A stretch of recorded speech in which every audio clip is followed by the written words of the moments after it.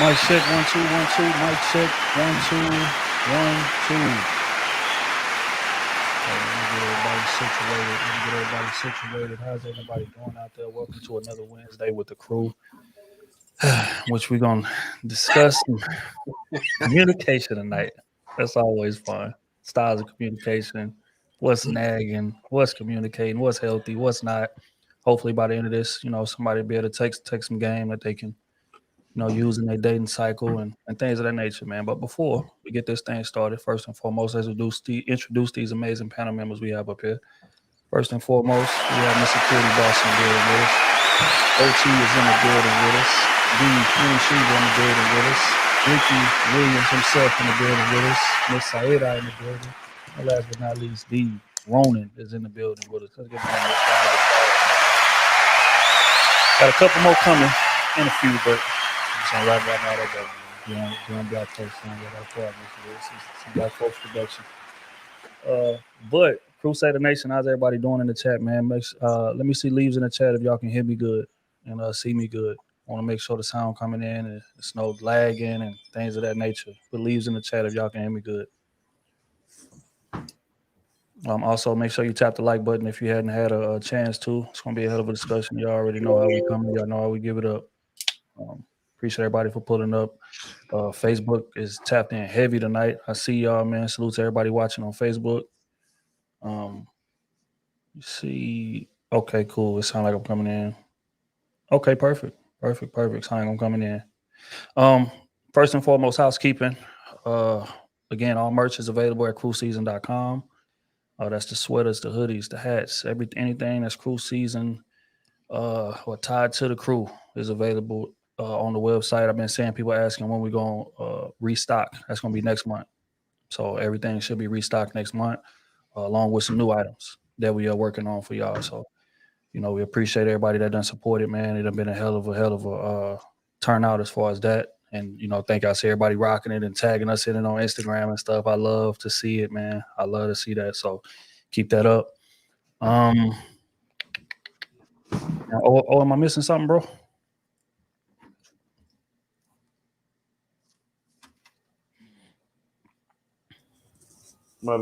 They know about the sale, huh? Oh, yeah. Sale.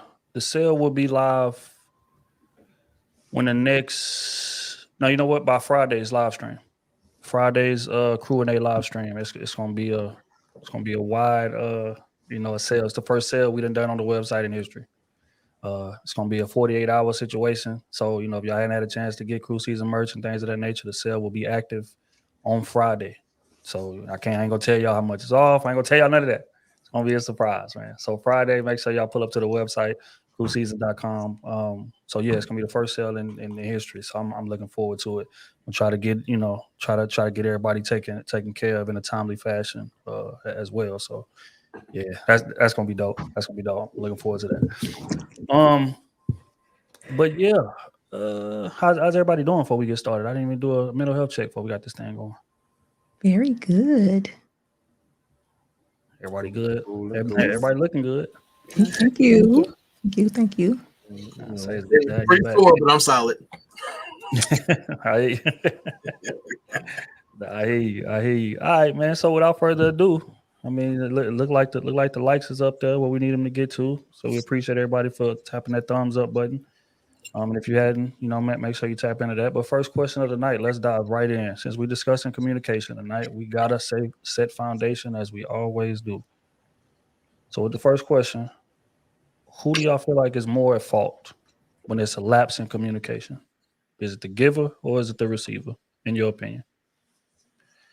Because oftentimes, we get to talking about delivery, we get to talking about certain people not being open to listening, open to accountability, things of that nature. So in your opinion and in y'all's history, who do y'all feel like is more responsible for a lapse in communication? Is it the person delivering the message or the person receiving the message? And we're going to start with... I'm going to start with Rick first.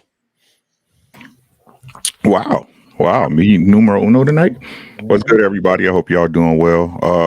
Man, y'all, I blame the receivers, bro. All right. I just blame the receiver. Like if a person communicating, they put it out there. It's up for you to receive it. You know what I mean? I just personally believe that it shouldn't matter who the message comes from. The message is the message. If it's the truth, it should ring true. If it don't, then there's something wrong with the receiver, not the person that's giving it. You know what I mean? Everybody wants things packaged the way they want it, and I understand that, but most time in life, you don't get it the way you want it anyway. So I believe the receiver is more responsible than the communicator, because the communicator is putting it out there. You just don't like the way they saying it. That's all I got on it. I like it. Fire early. I like it. Miss Saida, who's more at fault for the lapse? The person delivering the message or the person receiving it? I think it's the person delivering the message. We are responsible on the words that we choose and how we want the person. Like we are responsible for how and the words that we choose, and not just that, but the perception that we want from others. We cannot change the perception, but we can definitely, it's kind of like a brand that you're carrying. You are your own brand. But if you don't want to sound in a certain way, then you are responsible for that. And if you want your message to be clear, then you are the responsible for it. It's not how you take it. If not, then ask marketing. Simple as that. Okay. I like it. I like it. We got disagreeing early. First two people. Nah, I like it. Ronan, the lapse in communication, man. Who is more at fault here, bro? I would have to say the receiver. When it comes to receiving things, it is your responsibility to ask for clarity. Ask for a clear and concise understanding of what's being said to you or communicated to you. And it's not just actions, words, and intent, but we'll get into it further about tone and delivery being selective. You got people who are active list or selective hearing. Some people who listen to respond. So when we got to be intentional with our listening. Besides telling people things, we got to be able to receive things and then look for a measure of healthy communication. Or some people are looking for a fight. So I say it's a receiver. Well said. Well said. SB, the lapse in communication. Who you feel like is more responsible for that? I'm with Ronan and Ricky on this. It's definitely the receiver, because I've been noticing now you can say something and not only do they not hear what you said, they will create and add their personal feelings and past experiences to complete what you're trying to communicate. So it's definitely on the receiver, and it could be written communication. It could be a person just sitting speaking alone, not even one-on-one. I just noticed it with our comment sections or some of these videos. You can make a statement and they'll have the man running out, leaving, and you said nothing about a man leaving, and they'll just add all that to it, and you be like, wow, where did that come from? So it's definitely on the receiver. I like it. I like it. Oh, who's more at fault in your opinion, bro, for the lapse in communication? Definitely the receiver. I think it's definitely the responsibility of the person delivering the message to make sure that they are clear, concise, and they try to get it out as best they can. But again, it's up to them, like Ronan said, if you are confused about the message that's being relayed, you need to ask some more questions. Mm-hmm. So definitely the receiver. I mean, in my experience, I've tried all different types, tone, delivery. Like, we put some music behind it. It don't even matter what's going on. If they don't like the message, they go take it the way they go take it, So it's definitely on the receiver. And they'll tell you that you didn't say what you said. So exactly. Yeah. It's real good. Just real quick, do you feel like that comes from like some personal, or just something you're saying? I'm it's all around. It's all around. Okay. But it's personal too. It's perfect. All around. All right, man. Queen, what's your thoughts on it? Who's more responsible for this lapse in communication? I'm going to go left on this one. I'm going to say, hey, it wouldn't be right? I'm going to say 50-50. I think that's a hell of a cross to bear on the receiver, that at any time that you misinterpret somebody's communication, that it's your fault. Because there's a lot of people that are rude as hell, and they're going to tell you, I've always been that way. And they're not willing to be flexible. They're not willing to grow with you. They're not willing to pivot. And some of us have those people in our family, co-workers. And it's like, I hear what you're saying, but there's still room to grow. So I think it's 50-50. Now, if the deliverer switches up to accommodate your communication style and you still want to play victim, then that's on the receiver. Yeah, I agree. I think I think it's on the sender, man, and the reason being is because it just depends on like how willing you are or how pressed you are to get the message heard, man. I think a lot of people get more caught up in being right than getting the mission accomplished, or getting what I'm trying to say across. Example is like a urgency, like within a relationship. Your partner may ask you to do something or may tell you to do something. They may communicate what they want to get done. But if they're not stressing the urgency on it, then it's like, okay, I feel like I can just get around to it, whatever. Compared to like, nah, I need this done today, or I need this done in a timely fashion. You see what I'm saying? But it's on the sender to not communicate that level of urgency. And I feel like that's a big issue within relationships. I think on the past stream, we talked about like shoes being in the middle of the hallway or whatever. And it's like if you just bring it up here, there, every now and again, then the person it's not gonna be a lot of a sense of urgency attached to it. But if you sit them down, like, hey, look, this can't happen.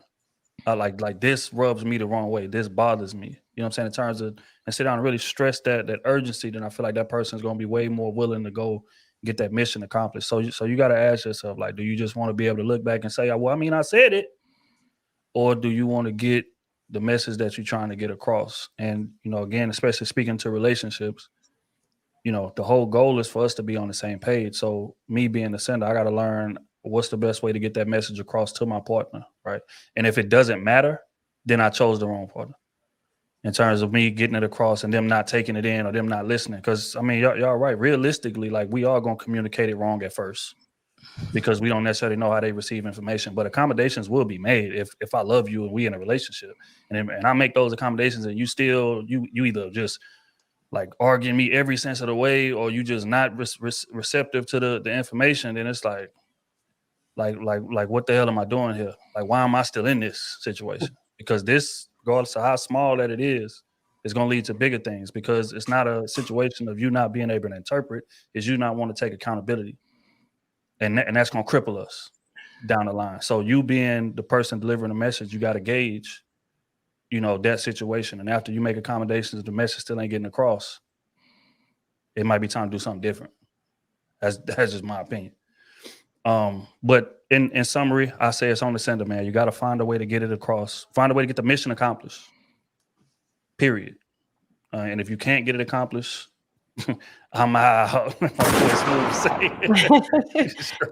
You go. You're out.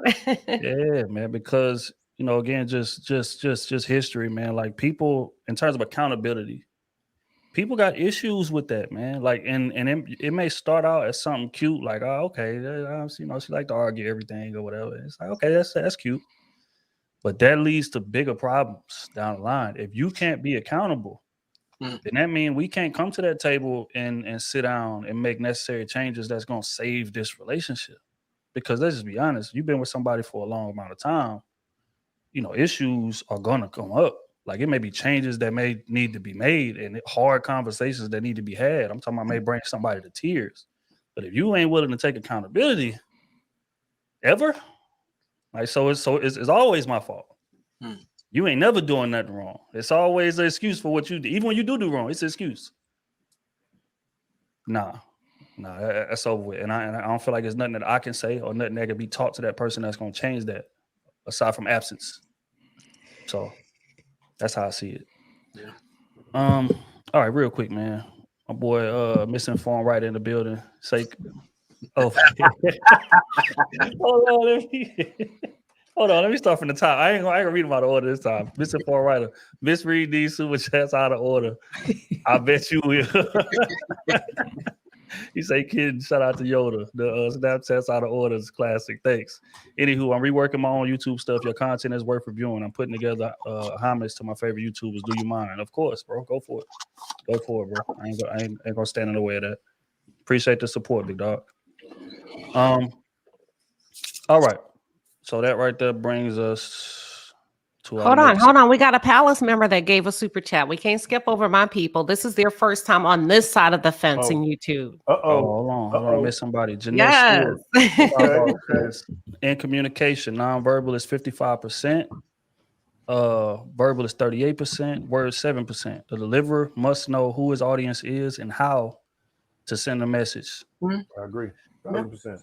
That's honest, man. That's honest. I was watching. I don't know if y'all seen Steve Harvey on Shannon Sharp podcast recently. Yeah, that was but good. he was talking about, it's certain jokes that I can get off in that white club.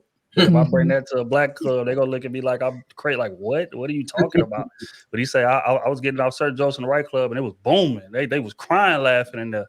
But he said it's just certain messages that wouldn't be able to translate. So again, knowing that audience is important, and that's just one of many examples. Like, do you want to be successful, or do you just want to say, well, I mean, I said it,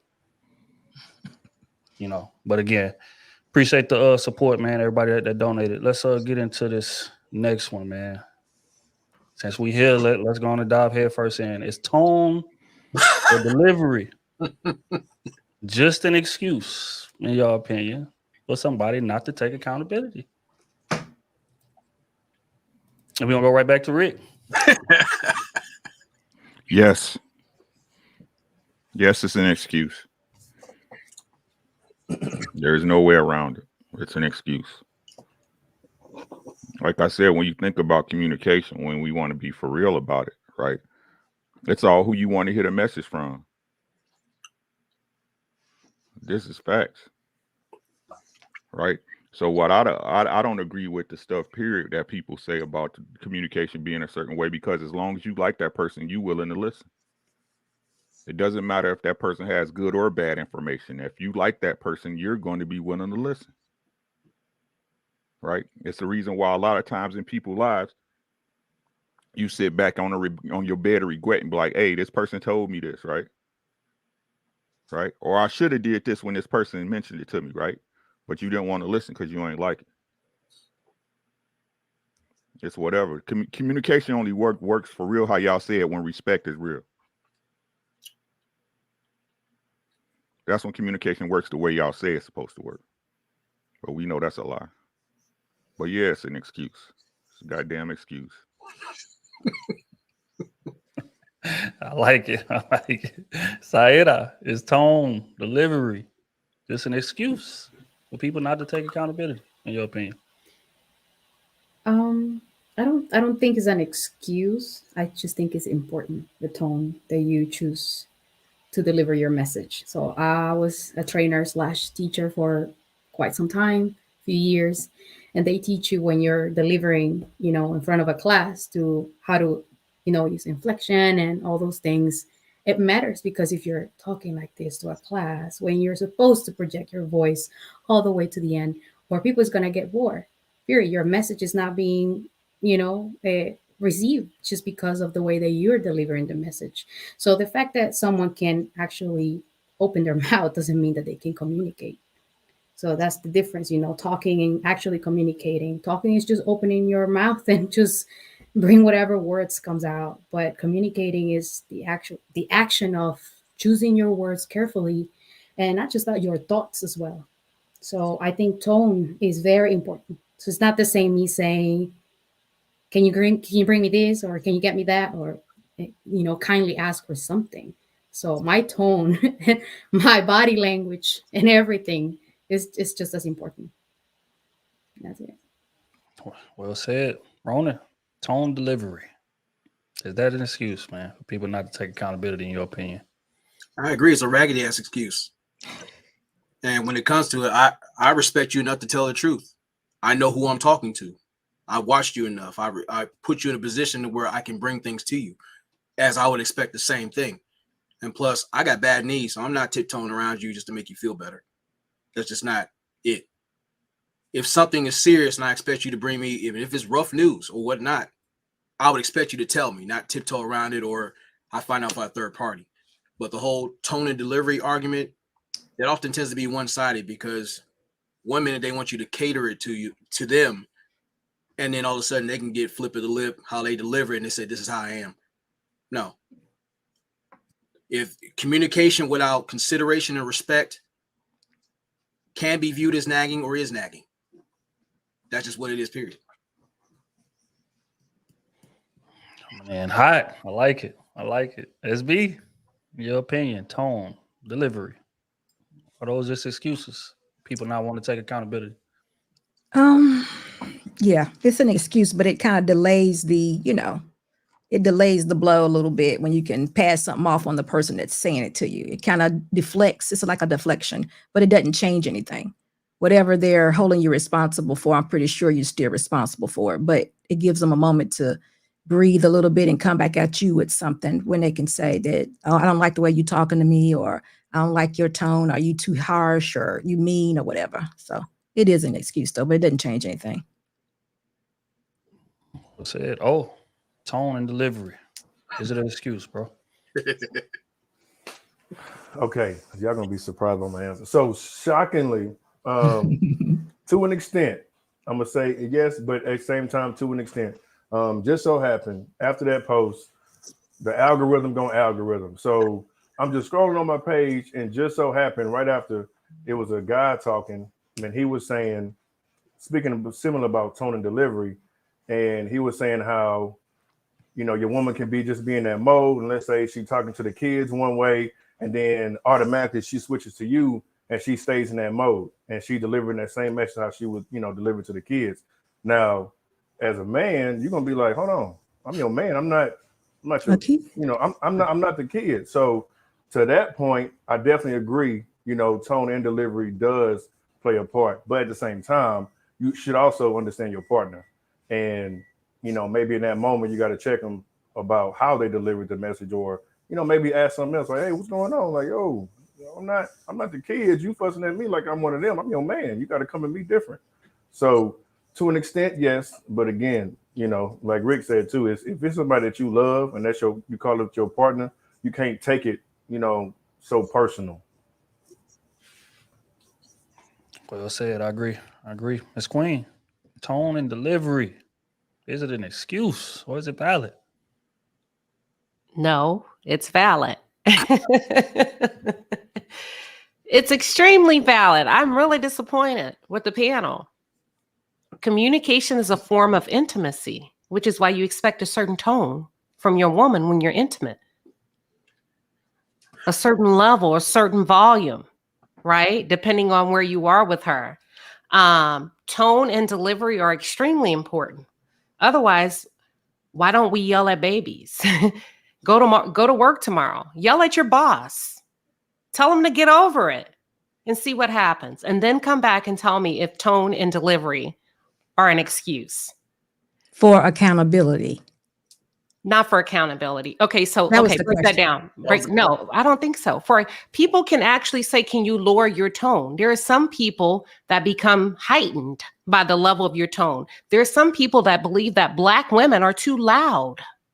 Latin women are too loud, but it's a cultural thing. It's jovial. It's a lot of color. It's a lot of exchange, but they think it's ghetto and it's loud. So they're completely wrong about the tone, right? And they want us to be accountable for our tone and tone it down. So no, it's not. I think it's extremely valid. Have you ever have somebody ever misunderstood your tone? You said, no, I didn't mean it that way. So and it's not that you were not willing to be accountable. You just wanted to level set that I meant no offense by that. And if you took it that way, most people follow up, I apologize. Most people have good intentions, right? Most people do have good intentions. So tone for accountability, most people, if you say your tone, most people will accept accountability. Most people that I know. Go ahead. I think it's a little bit different at work versus relationship, like in your relationship though, because that person at work is, I don't know, you don't know them. Like, your person that you living with, that you sleeping with, waking up to every single day. So, if one of us get a little animated, just so happen one of us get animated one night, I'm not going to, take it that way. Now, if that's just who you are, that's a totally different discussion. I shouldn't be with you if you like that. But just in general, if we just having a conversation and one time you may get a little bit animated because this certain particular topic you really passionate about. Mhm. I think that's okay, because that shows emotion, that shows getting passion, and I feel like it's okay to see that from your partner. You want to see that they care. You want to see that fire, as long as it's not disrespectful. I want to add something too. It's like the whole thing is tone of delivery just an excuse to not take accountability. Now, personally, if I asked you to do something, I'm going to pay attention to patterns. I'm gonna see if you did something. Okay, this person's sitting there chilling, didn't consider what I was saying, so I'll bring it up again. Now, when someone's consistent on not doing certain things, this is where you have to find out what's really going on. Now, emotional intelligence is important. Knowing how to address it. I mean, you don't just sit there and start talking at somebody unless they become disrespectful. Then that's going to be met with something else. But this is the importance about learn how to read the room, knowing that person has respect for you. They're going to leave it open for you guys to have that healthy communication to get things done. But the lack of respect there, you're going to see what it is. So I wanted to add something for the accountability part.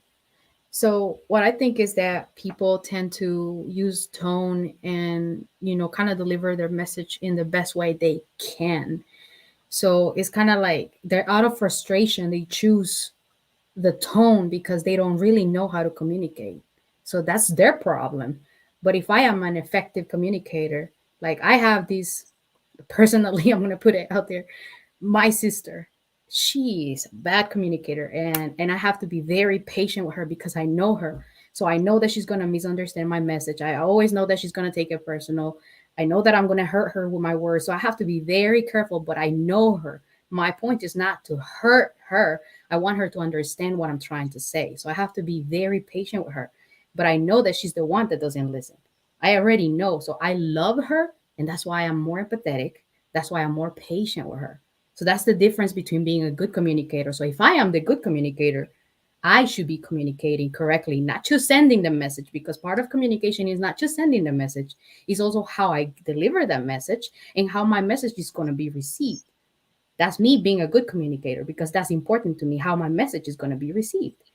So that, I just wanted to mention that it is important to know, if the other person, your partner, whatever, be careful with your words, especially if you know them and they're going to be like, hey, they are frustrated. They don't know how to listen and, much more, but that's about it. I like that.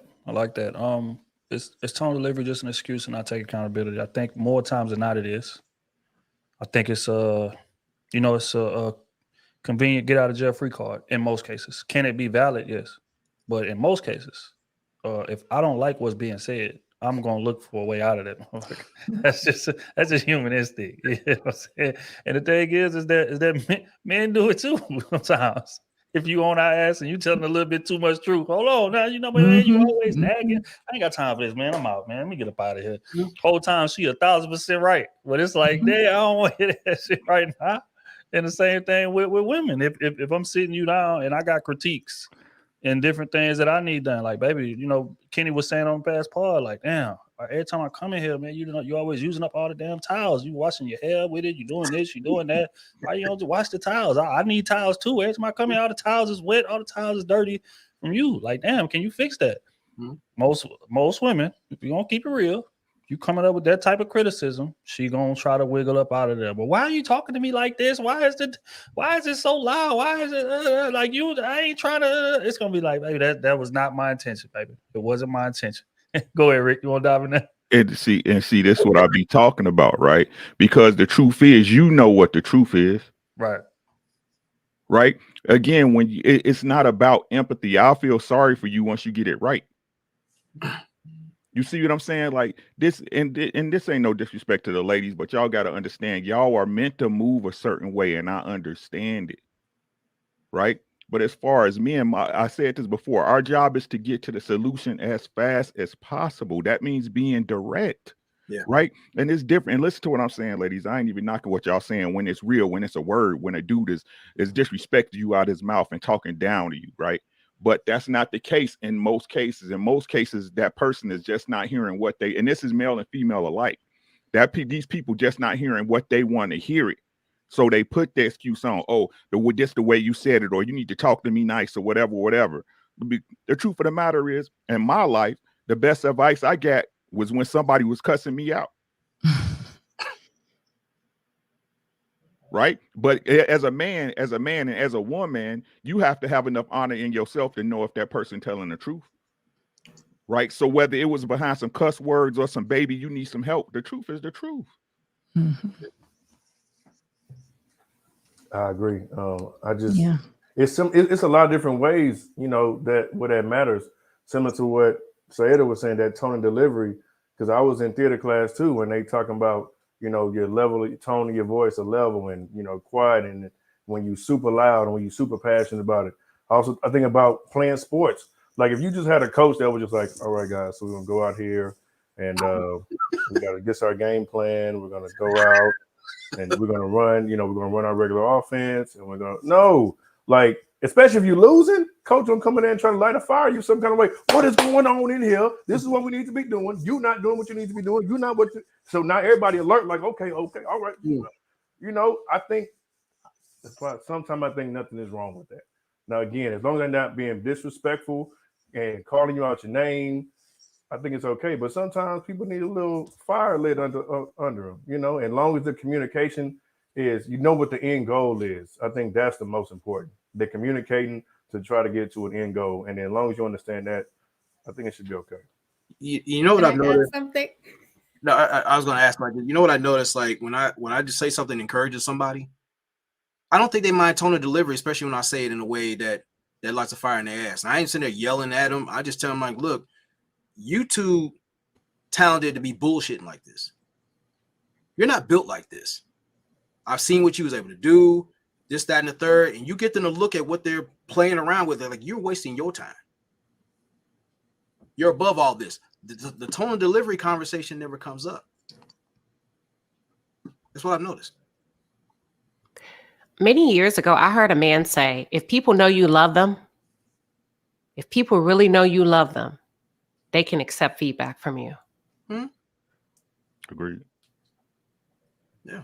Agree. And just to hit the chat up, like when y'all gonna learn to understand that females communicate different than men, right? I work with all men, and we say stuff you can never say around a bunch of women because we know you can't say it around a bunch of women, right? So again, that's why I keep telling y'all, gentlemen, look, it's a woman's job to be flexible. It's their job to be malleable, bro. But when it comes to men moving around, we must get to the quick because time is of the essence. Yeah. Right? And no matter what y'all say, no matter what y'all do, and again, I want to preface, I understand when the ladies say if it's a man that's really talking like he ain't got no goddamn sense.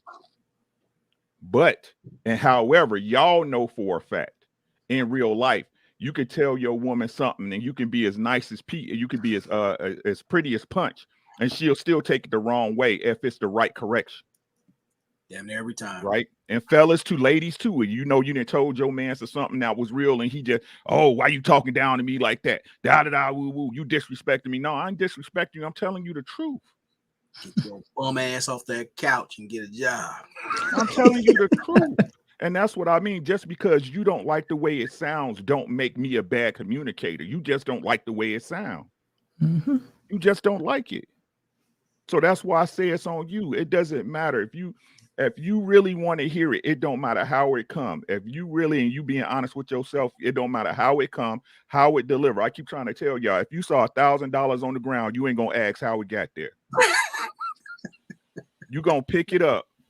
So if the information is real and they telling you the truth about yourself, something that can be repaired with you, and no matter how it get delivered, you're gonna pick it up. Get out your feelings, bro. Get out your feelings. I agree with you. I agree with you, Ricky, to a certain point, because I am the person that if a message is being straightforward to me, some people don't like me asking to confirm, but I want to make sure that I understood the message correctly, because I can understand 1, 2, 3, 5, 6. But when I go and ask, okay, so is this what you're asking? Then I know that I was missing 4 and 5 or 3 and 4. You see what I'm saying? So it is my job to make sure that I understand. And I'm telling you, I am very used to giving instructions because I've been a teacher, but I'm also very aware that when I receive instructions, I need to break those instructions in my head. That's simple because I am used to it. And some people just don't like to ask questions. And I'm telling you, I was with a different instructor and that person didn't like me asking questions, but I was not understanding how he was explaining the things. So he needed to be more specific or clear about certain moves that he wanted me to do. And now that I'm with a different coach, I'm enjoying what I'm doing. Why? Because from the beginning, I told her, look, it is very hard for me to get certain messages. So I'm going to go and confirm with you if I'm getting the message right or not. So I was very, clear from the beginning. So now she's like, okay, yeah, if I'm not understanding, I go back with her. So that's part of me. So I understand that responsibility of making sure that I understand the message correctly, that's my responsibility. So I agree with you on that. I think there's a big mistake we make too. It's like not just understanding that person's respective communication style, but sometimes we disrespect the style they receive it in. Because some people might receive things in a certain way, and you can get more things out of them than rather talk at them. Some people need you to talk at them. Like when someone wants to be disrespectful of me, I want you to come out, get it off your chest. Now, don't get upset by how I respond to it, but I want you to stand on it. I would expect the same thing, just like the fellas here. We already know a level of disrespect is going to be met with disrespect and some other stuff. So it goes in reading the room and knowing yourself and who you're dealing with. But I also think that like we've lost our sensitivity to people. Like sometimes when I'm listening to it, we take a hard stance, my way, my delivery, and it's come almost like I'm not willing to change up the way I do things. And you got to get used to this. So my question to the men is, do you have any gentleness towards women when it comes to communication? And if so, how do you display that and switch up from the way you think about what you just said? It's the receiver and how they take it.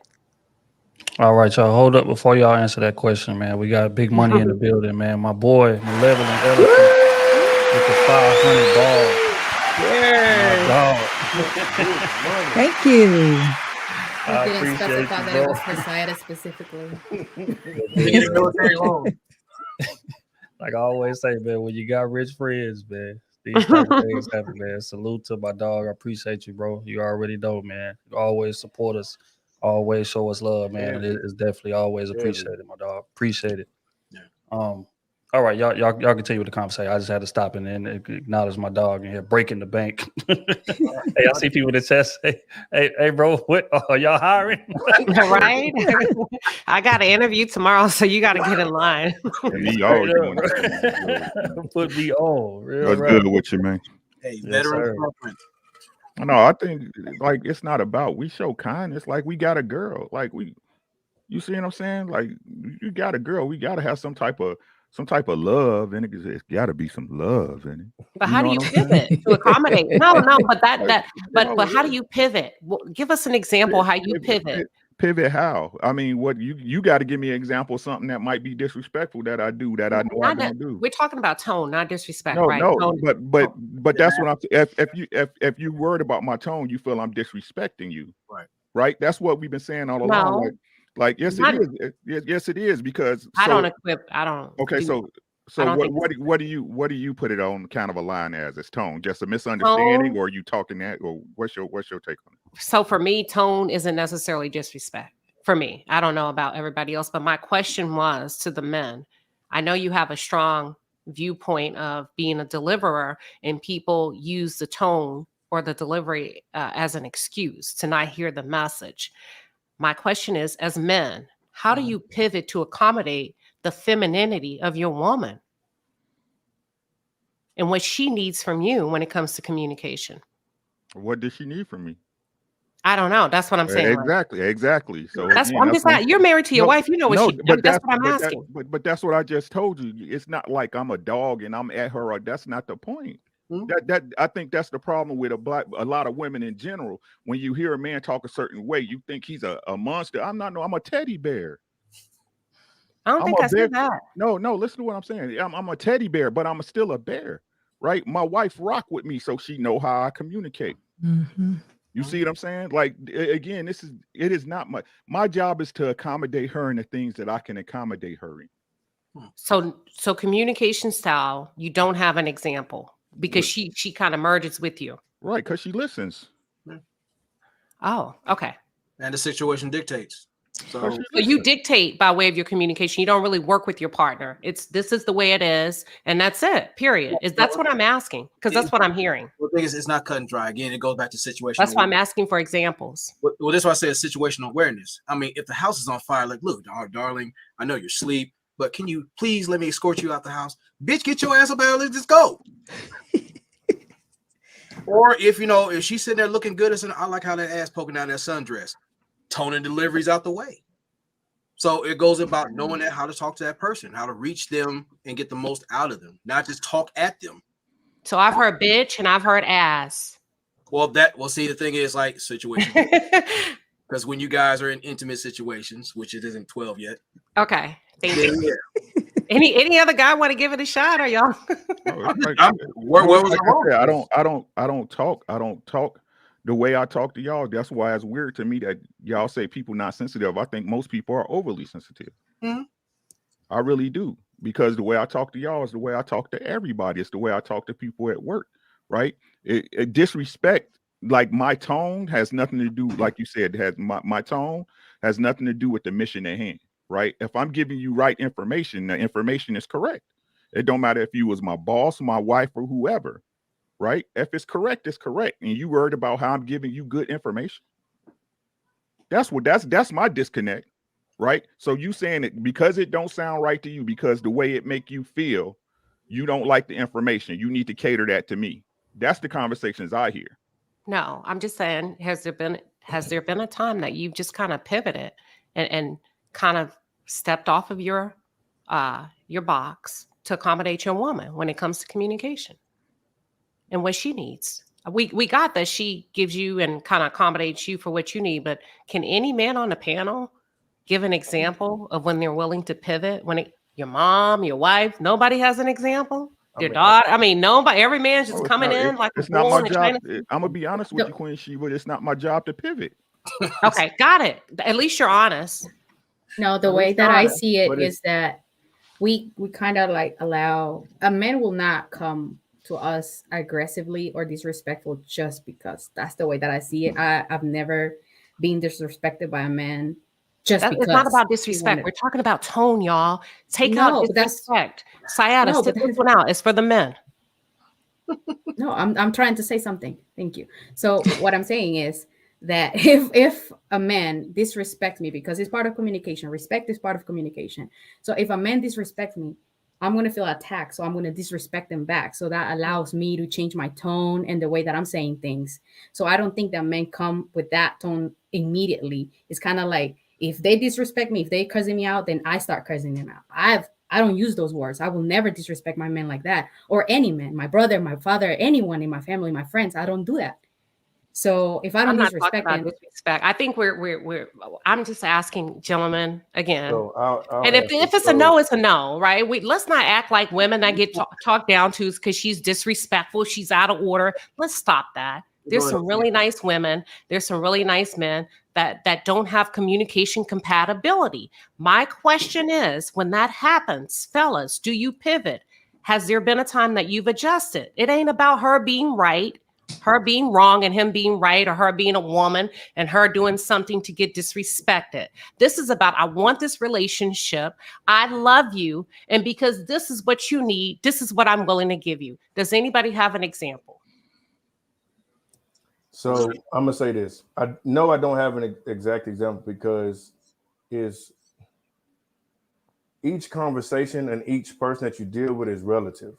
So, like, similar to, if we want to use my post, for example, that came out this morning, I wasn't yelling. I wasn't talking down on women.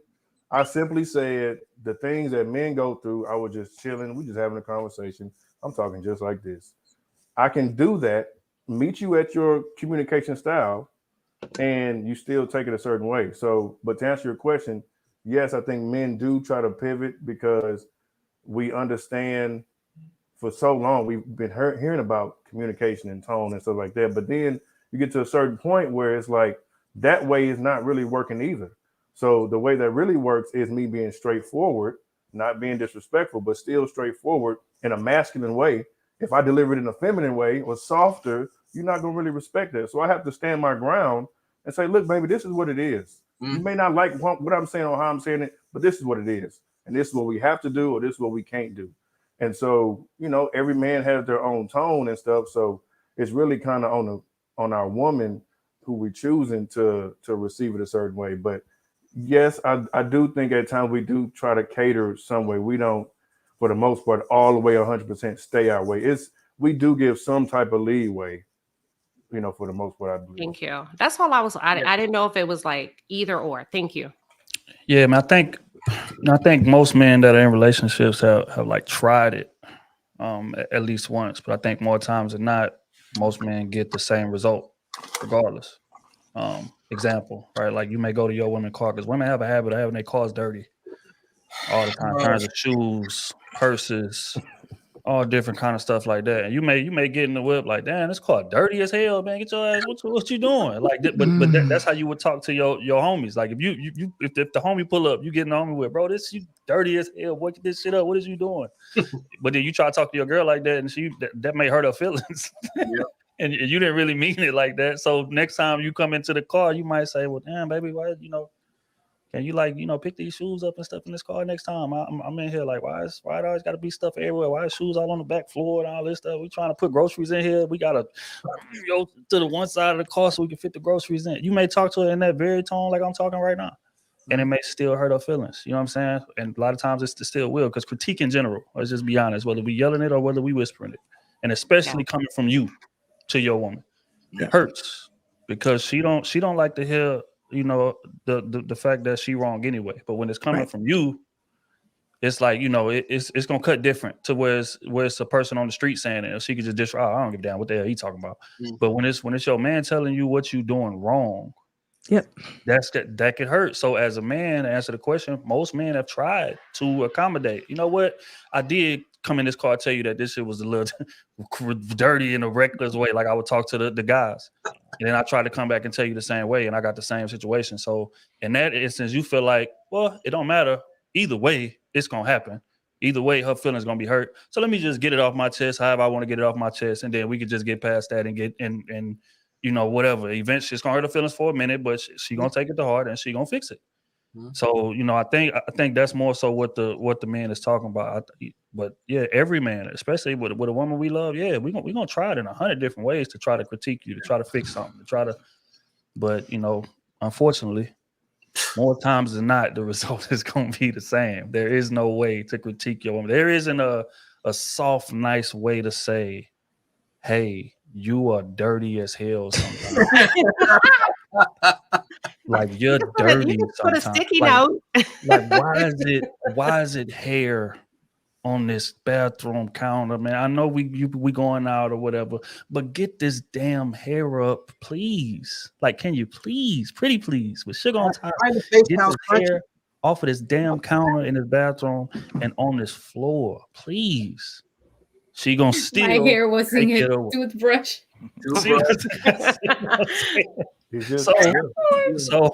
So most men just get to the point of it. I'm gonna just say it how I want to say it, man. I'm gonna just be me. It ain't no point. But we the same way. I mean, well, I'm gonna say we're the same. But like, let's say a woman delivering a similar message. Babe, can you get your shoes up? Babe, can you get your shoes up? She say that for a couple months, and she like, damn, I done told you 10 times about these shoes. And so then guess what? Going forward, them shoes gonna be up compared to, hey babe, you gotta let your shoes out again. You mind here? Like you're gonna be like, nah. So it was not the message. It was not the sender. It was the urgency behind it and the tone, because she meant it. So it was because you didn't want to listen. You don't listen. It's just the fact you didn't want to receive the message all the time. Like I said, you could be sweet as honey, right? Fresh honey out of the beehive this summer, right? Until you want to receive it, you ain't gonna receive it. So you asking a person to accommodate their communication style to you when you ain't gonna listen anyway. Yeah. Actually, OT. Oh, I'm sorry. Go ahead. You go. Yes, Kabir. You got it. I was just going to say, OT, a lot of times men would say, stop nagging me about these shoes. Or stop nagging me. That's where we go next. That's what happens next. So it's really no good way to say it. If you're not, like what I'm Ricky just saying. said, if you ain't willing, it ain't gonna matter. It's just Where's like Trill said. You can criticize a woman. You can even bring her flowers with the criticism. It Yeah. still ain't gonna work. She Don't gonna work. be upset. The only way you could take care of the situation is clean the car out for her. And then not say anything and just maybe throw hints like, babe, I love your car. Like, don't it smell good or something like that. But if you got some criticism for a woman, it's not working. I'm upset. And that's how it goes. Especially if you love her. We're gonna be broke for half a day, mad. Yep. And I'm still in your face too. It's just no good way. No good way. I'm still in your face. I'm loving all on you anyway. You mad, but I'm still all on you. Yeah. Mhm. And I'm still nagging you too. You need to get them shoes. You need to get them shoes, brother. Right. I don't know what you Husband think. asked me today about picking up clothes. We just got in from a trip, and I was like, "Hey," he's like, "Hey." I'm like, "What's up?" Nothing. I was like, "Hold on." I said, "Listen, you sound different." Yeah, because your clothes are all out and da da da da da. And I'm like, Well, and he's like, "Let me let you go. I'm not in the mood to talk right now." I said, "Okay." Goodbye. I hung up. He called me 15 minutes later. Like OT say, I'm still. He said, "All right, now I can talk." yeah. And like you just roll with it, but I think there are some people that do stay mad, but I think there's some that don't, and I don't think we're giving the ones that don't enough credit. Does that mean? That's why I say it's 50-50. I got a question. Oh, go ahead. Well, I wonder because listen, I wonder because there's some things like I think someone said it already that get really petty. And I just wonder, like sometimes with these things that are petty, I'm gonna give y'all an example. You know how sometimes women and sometimes men too, they decorate like the guest bathroom, the one that no one never uses, with these pretty towels, and they decorate them a certain way or whatever. I know. And listen, I'm gonna use it anyway. nobody uses that bathroom, and it's just perfect, and it's in our house, So, your husband go in there, he don't give a darn about them towels, the toilet, none of it. He's just like, this is my house. So my question is, when is it just okay to say, you know what? I don't even need to talk about these particular towels. Just let me fix it and just go on. Instead of saying to this man, look, I'm gonna need you to pay attention to what I got. Because earlier, Trill, you mentioned I'm gonna have some walking papers because if you love me, you should understand by now I want it this way. So my question is, when do we just say, look, this ain't worth it? This is it. This is not it right here. I'm just gonna pick up these shoes or get some more towels and just refold them or whatever. So when do we get to that point? Because the reality of it is I'm taking away his space when it's got to be what I want. And you know what I'm saying? So what is too petty to continue to talk about? I moved out. So my husband leaves towels and he shaves and all of that stuff in our master bathroom, which is big and beautiful. And I'm looking at the towels and I couldn't stand it. So I moved out the master bathroom and I took the little bitty guest bathroom. Guess who's in my bathroom all the time? Because it's clean. He's in my bathroom. So I moved out instead of verbally. You know what I'm saying? But here he comes behind me. I can tell he's using my stuff, moving my towels. So, but I don't know. Like maybe we should be asking men that. Well, I just wonder because like I got over it because I've been married a long time, but I wondered like we put a lot of that could really Trill made it real to me. He was like, I'm leaving. I'm thinking, dang, that could really be a big deal, but it's like that's so petty. When do you get over yourself or when do you compromise and be like, this is our house? Really? Towels? But see, it goes back to what we was talking about on the pod recently. Where we was talking about, because O was like that. He was like, you know what, man, something small. I don't want to bring this up. Like it's like whatever. And then I was like, well, again, a drop of water is harmless. Yeah. But a lake could kill you. And that's the honest to God's truth. So that like most arguments or most like breakups and things of that nature, the last reason that sparked the argument, that was not the reason. Right. It's because it's a bunch of just built up stuff over and over. So using that bathroom example, right? So it's like, man, okay, I keep communicating this and they just keep disregarding it. So you know what? I'm going to do it for them. Right. And say, you know what? All right, whatever. And then it goes to the car situation. right? So I say, baby, can you please get these shoes out the back of this? Like, come on, man. Like this, come on. We got this little car cleaner it is. Now, come on now. And then they keep going. And then you say, you know what? I'm going to do it I'm going to get the shoes out. I'm going to, move it. And then it goes to the bathroom situation. It's like, you know what, man? Can you please get this hair off this counter? Damn, I know you just got done doing your hair. Can you please? And then you end up doing that too. And then you look up. Yep. And you like, well, damn, I'm doing everything around here. And you can't make one concession? Yeah. Like one that I'm asking, like every time I ask you to do something, you got to argue. It got to be a fist fight in the street, like every time. At that point, it's like, you know what? This ain't gonna work. Because all it's gonna do is just trickle and trickle and trickle. Sure, I could do it, but every time that I gotta go back on what it is that I'm asking you to do and do it myself, a bit of resentment builds up every time. Even if I'm not saying it, even if I'm not communicating, because men do a lot for our women that our women never see. Yes, it's small things. You know what I'm saying? Because we know how she is. We know her habits. We know what she got to do. So we're gonna do small things to make the situation easier for her to just do her. Example all the time. I speak about the car example. Sometimes you be riding the car, the air pressure come on or whatever. As men, we just gonna go do that. When you may not even see it. You may be still asleep. We get up the next morning, go get donuts, coffee, stop by the air pump, fill up all the tires, fill up make sure the gas in there, wash the car, get your shoes out the car, different things like that. You know what I'm saying? And we just do it. It ain't a conversation. And hey, baby, I'm about to go. Or when we do it, we ain't looking for acknowledgement. Hey, baby, I've cleaned the car. Can I get a little pat on the back? Right. No. Ain't filled your gas tank up in a month. You ain't went to the gas station in a month. One time. We got 2 cars. So what I'm saying is this, right?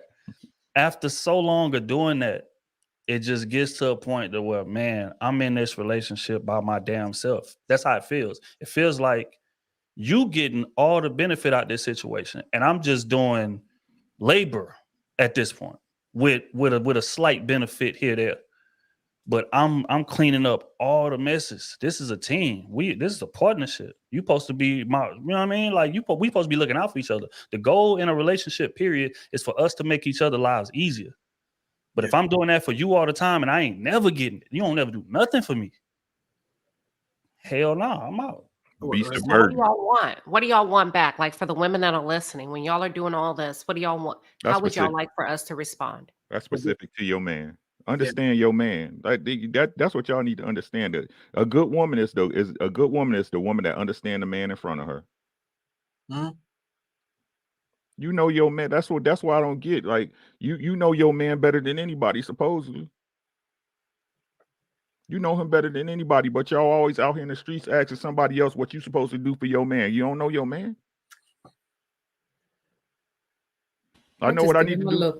I know what I need to do for my girl to make her happy, right? Dinner and something shiny. I'm in there. Right? Dinner and something shiny. I'm in there. This what I'm saying, right? And again, it's like I said, it's about paying attention, right? If you really rock with your person, if that's your person, respect is there. So even if it's quiet, if it's pick up the socks, right? Or if I got to give it to you as a missile because you ain't been paying attention forever, right?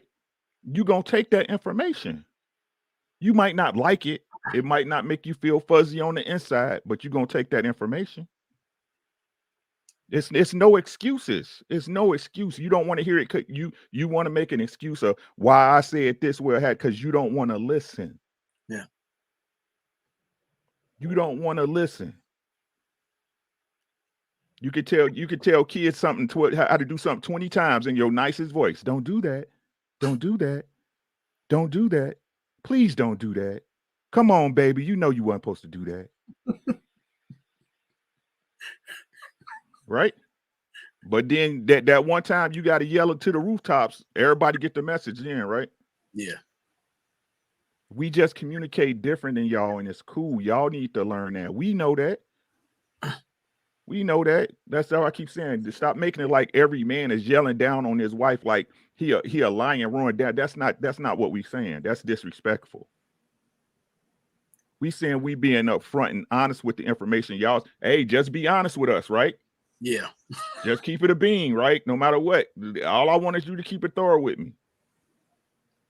And you still getting pushback on about how it sounds. You just don't want to listen.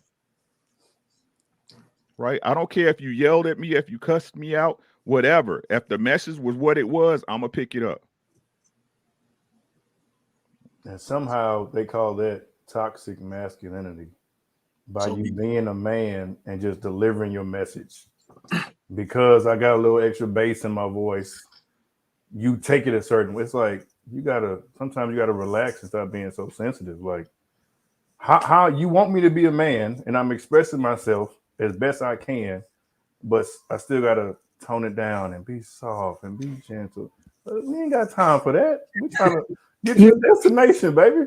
Now you just said you pivoted. Now, OT, either you lying or you know what I'm saying? But again, going back to it's some of both, because after we learn, sometimes you can't be soft. You're gonna have to be direct. So then you kind of pivot and you'll find that sweet spot where where again it's not disrespectful, but you still get to get your point across. And you also may be called a narcissist, because a traditional masculine man and narcissistic qualities or traits, they line up. If you Google them, they line up very similar, almost the same. Well, it goes back to Trill's point. I said, and I put it in a phrase like the longest distance you can, the greatest distance you can feel is within the arm's reach. Like if you feel like you're in a relationship by yourself, you're basically got someone sitting in the background and you're just doing 90% of the work and they're just being a relationship squatter. That's why I refer to people as beautiful bums and handsome holocaust. You just made room for someone who's just taking up space.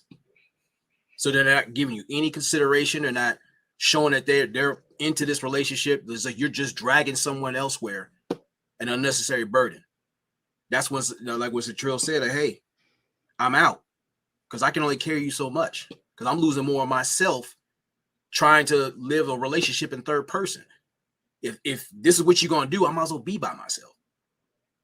That's all we're really saying. But the thing is, like, what you need to concern yourself is when his silence is louder than anything. But shouldn't we be having conversations instead of just doing along the way? Shouldn't there be like the petty things? Okay, we do that. We take care of it. But before we start building the resentment, shouldn't there be a conversation of some expectations of, baby girl, you've been a little selfish. There's no compromising going on here. Something. I mean, we shouldn't just let this eat at us or, the opposite and just continue to fix the problem because we're just hurting our marriages doing that. Shouldn't there be some sort of conversation or some sort of communication? There should. But sadly, most individuals talk to the people outside the relationship and rather talk at you.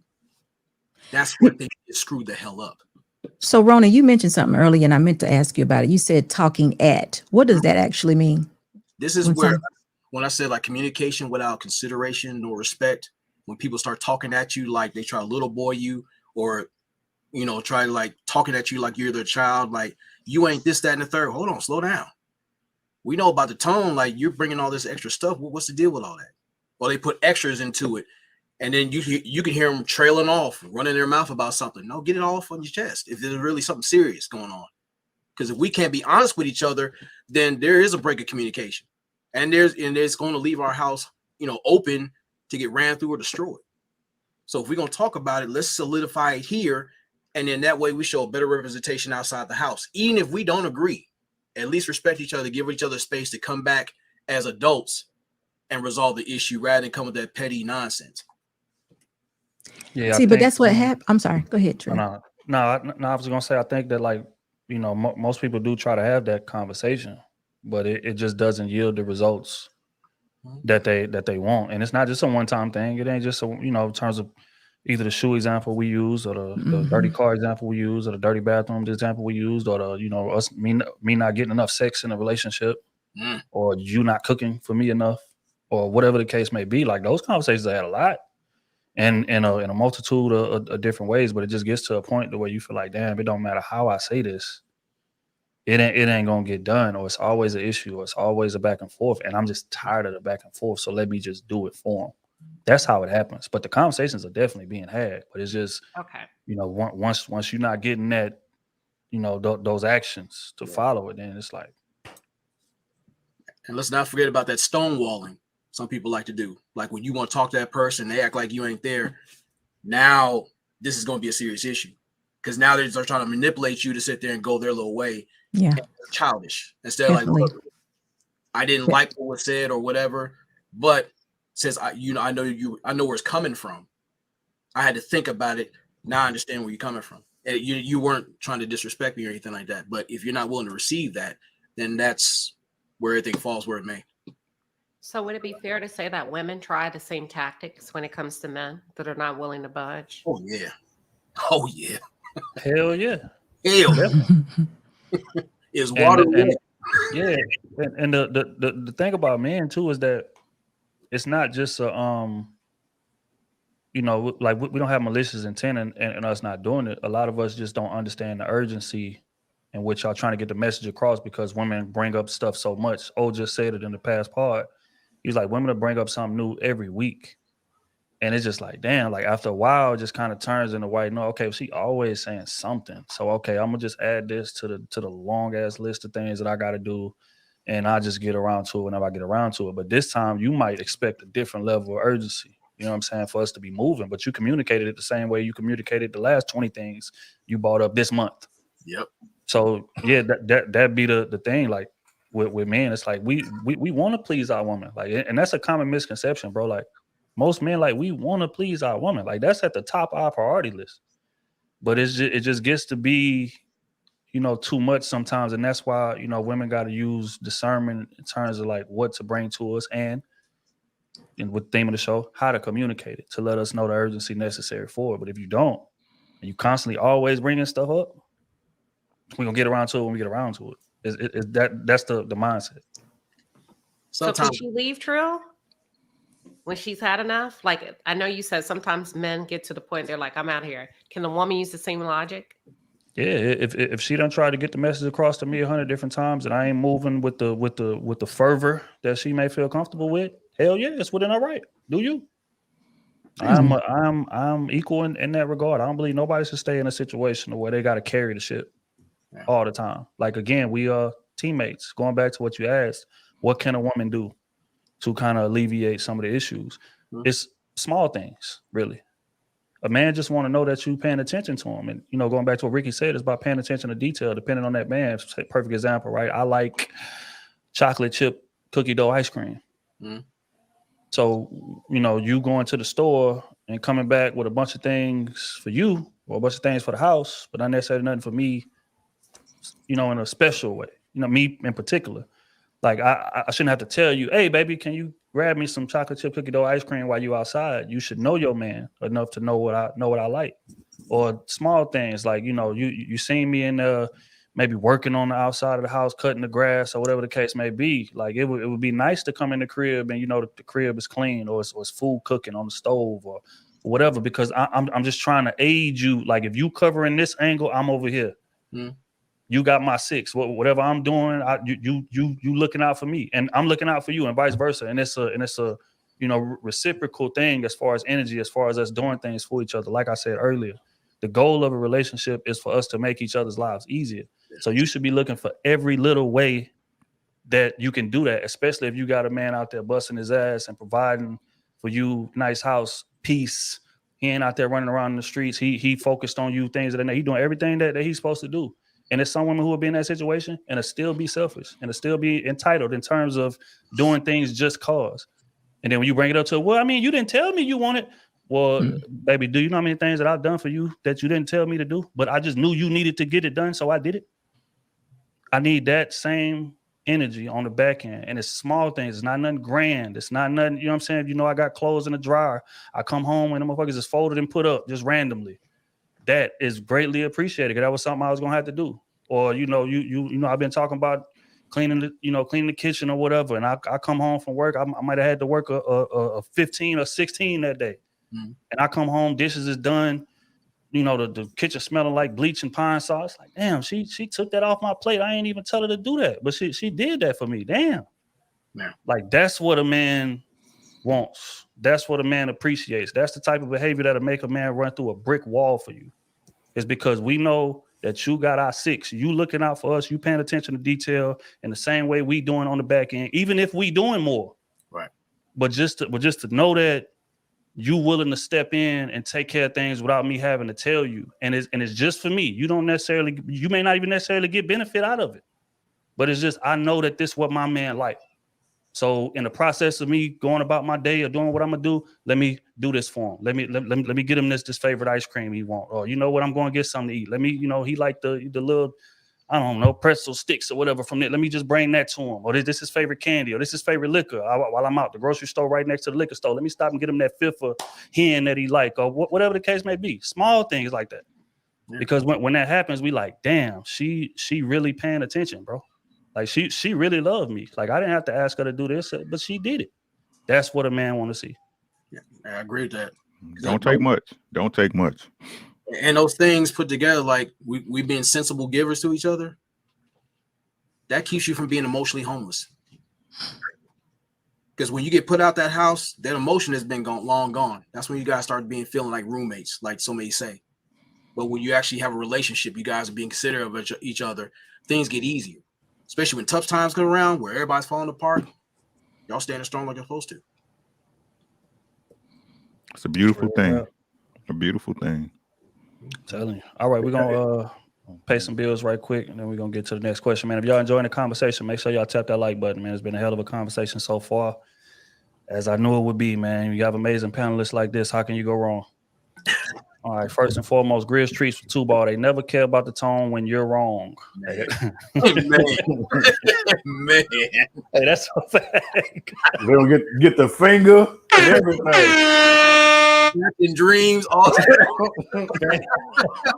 when we wrong, door slamming and everything. Matter of fact, y'all make it a main event. Y'all prep the house for war. No. No. It's tough. It's tough. Appreciate it. Shay with the 5-ball. Disagree. I've seen many men come out of character when a woman holds them accountable in a certain tone. That's a fact. That's true. Agreed.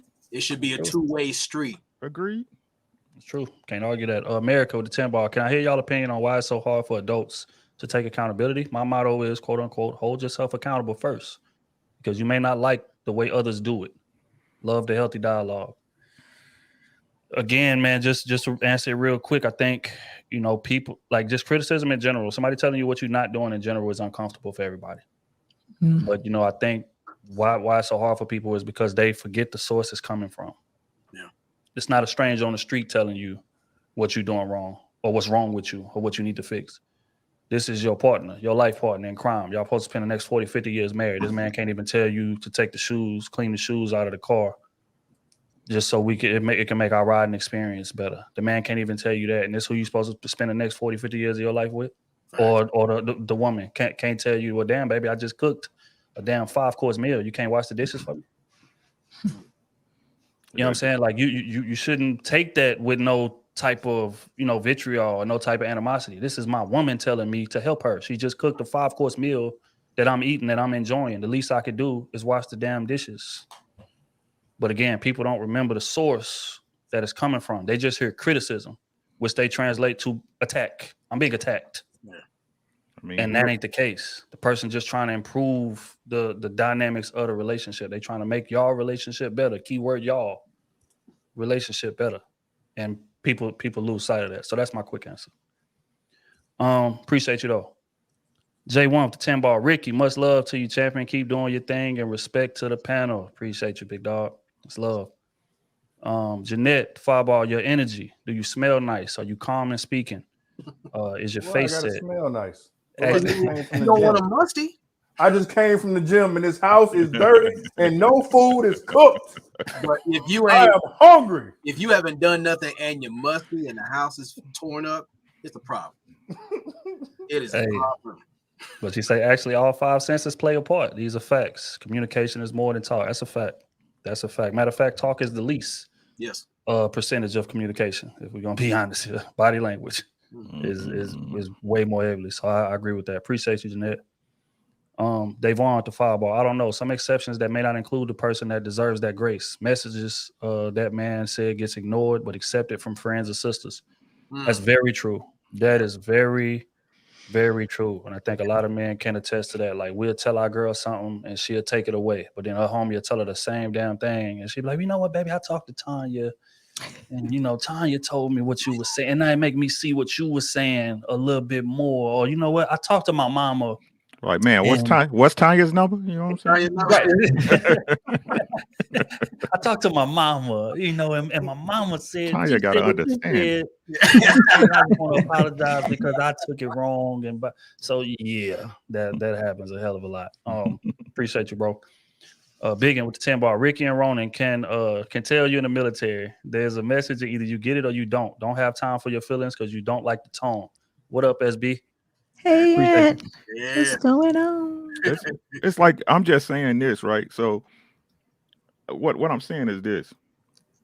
I'm the man, right? I lead by example, right? So if I capitulate to you, you're going to be looking at me like, oh, you talking like a little bit, right? Say it with your chest, right? No, if I'm gonna be judged by it, I might as well be judged by it the way I want to be judged. No. I hope that. Oh, it's no. Like, it's not, like I said, it's not like we going upside y'all head with verbal warfare. That's not what I'm saying. I'm saying I'm telling you correct information. The same way if my wife tell me something and it's correct, ain't no arguing. You right, because she's my wife. I consider the source. Yeah. Right. I know she's in it for my well-being as well as hers. It's a two-way street. Right. So again, it's just how you want to take it. That's all it is. Once people admit that, it'd be a lot easier to get along. And the answer to the last question she said about accountability, you being accountable require you to change yourself. Right. That means everything you believed before that was a lie. Everything you believed before that was correct is a lie. That's why people don't take accountability, because it's life changing, it's life shattering in a lot of places. And to be honest with you, a lot of people can't build themselves up from that. And there's other thing too. It's like, how can we properly protect this house if you are an intentional breach of security? If you let it be known that we are not in sync with each other, why do you think the wolves are coming to the door? Why do you think your girlfriends are sniffing them up behind you? Or his boys or whoever else out there, I won't say the boys, but outside males are approaching the house and being disrespectful. Approaching the house? I'm just saying that you can see. Wait a minute. Who are you letting your house? See, you're looking at it. The thing is, like, metaphorically speaking, you talking. Okay, gotcha. When you see two couples arguing in public, they're showing disrespect for each other. What do you think? What's the narrative being put out there? We ain't together like that. You notice people attack you in your internet, your DMs. Some people sneaking around doing extra stuff. So if you can't communicate with each other and hold that public face in public, y'all can't complain about the consequences that come with it. You can't, because y'all set that up. Yeah, I agree, man. Well said. We're gonna hold on, bro. Came back big and again with the 10 ball. I don't like SB tone when she getting at me for being married and still out here single and two-stepping. I'm trying. I'm trying. One hole at a time, huh? I got somebody for you. Come on now. I gotta get you right. Appreciate you, fam. Hold on real quick, man. The dean himself is in the building. What up, big dog? So my boy couldn't pull up on us tonight, man. Appreciate you, bro. All right, hold on. Also, Big Money Sandra is in the building as well.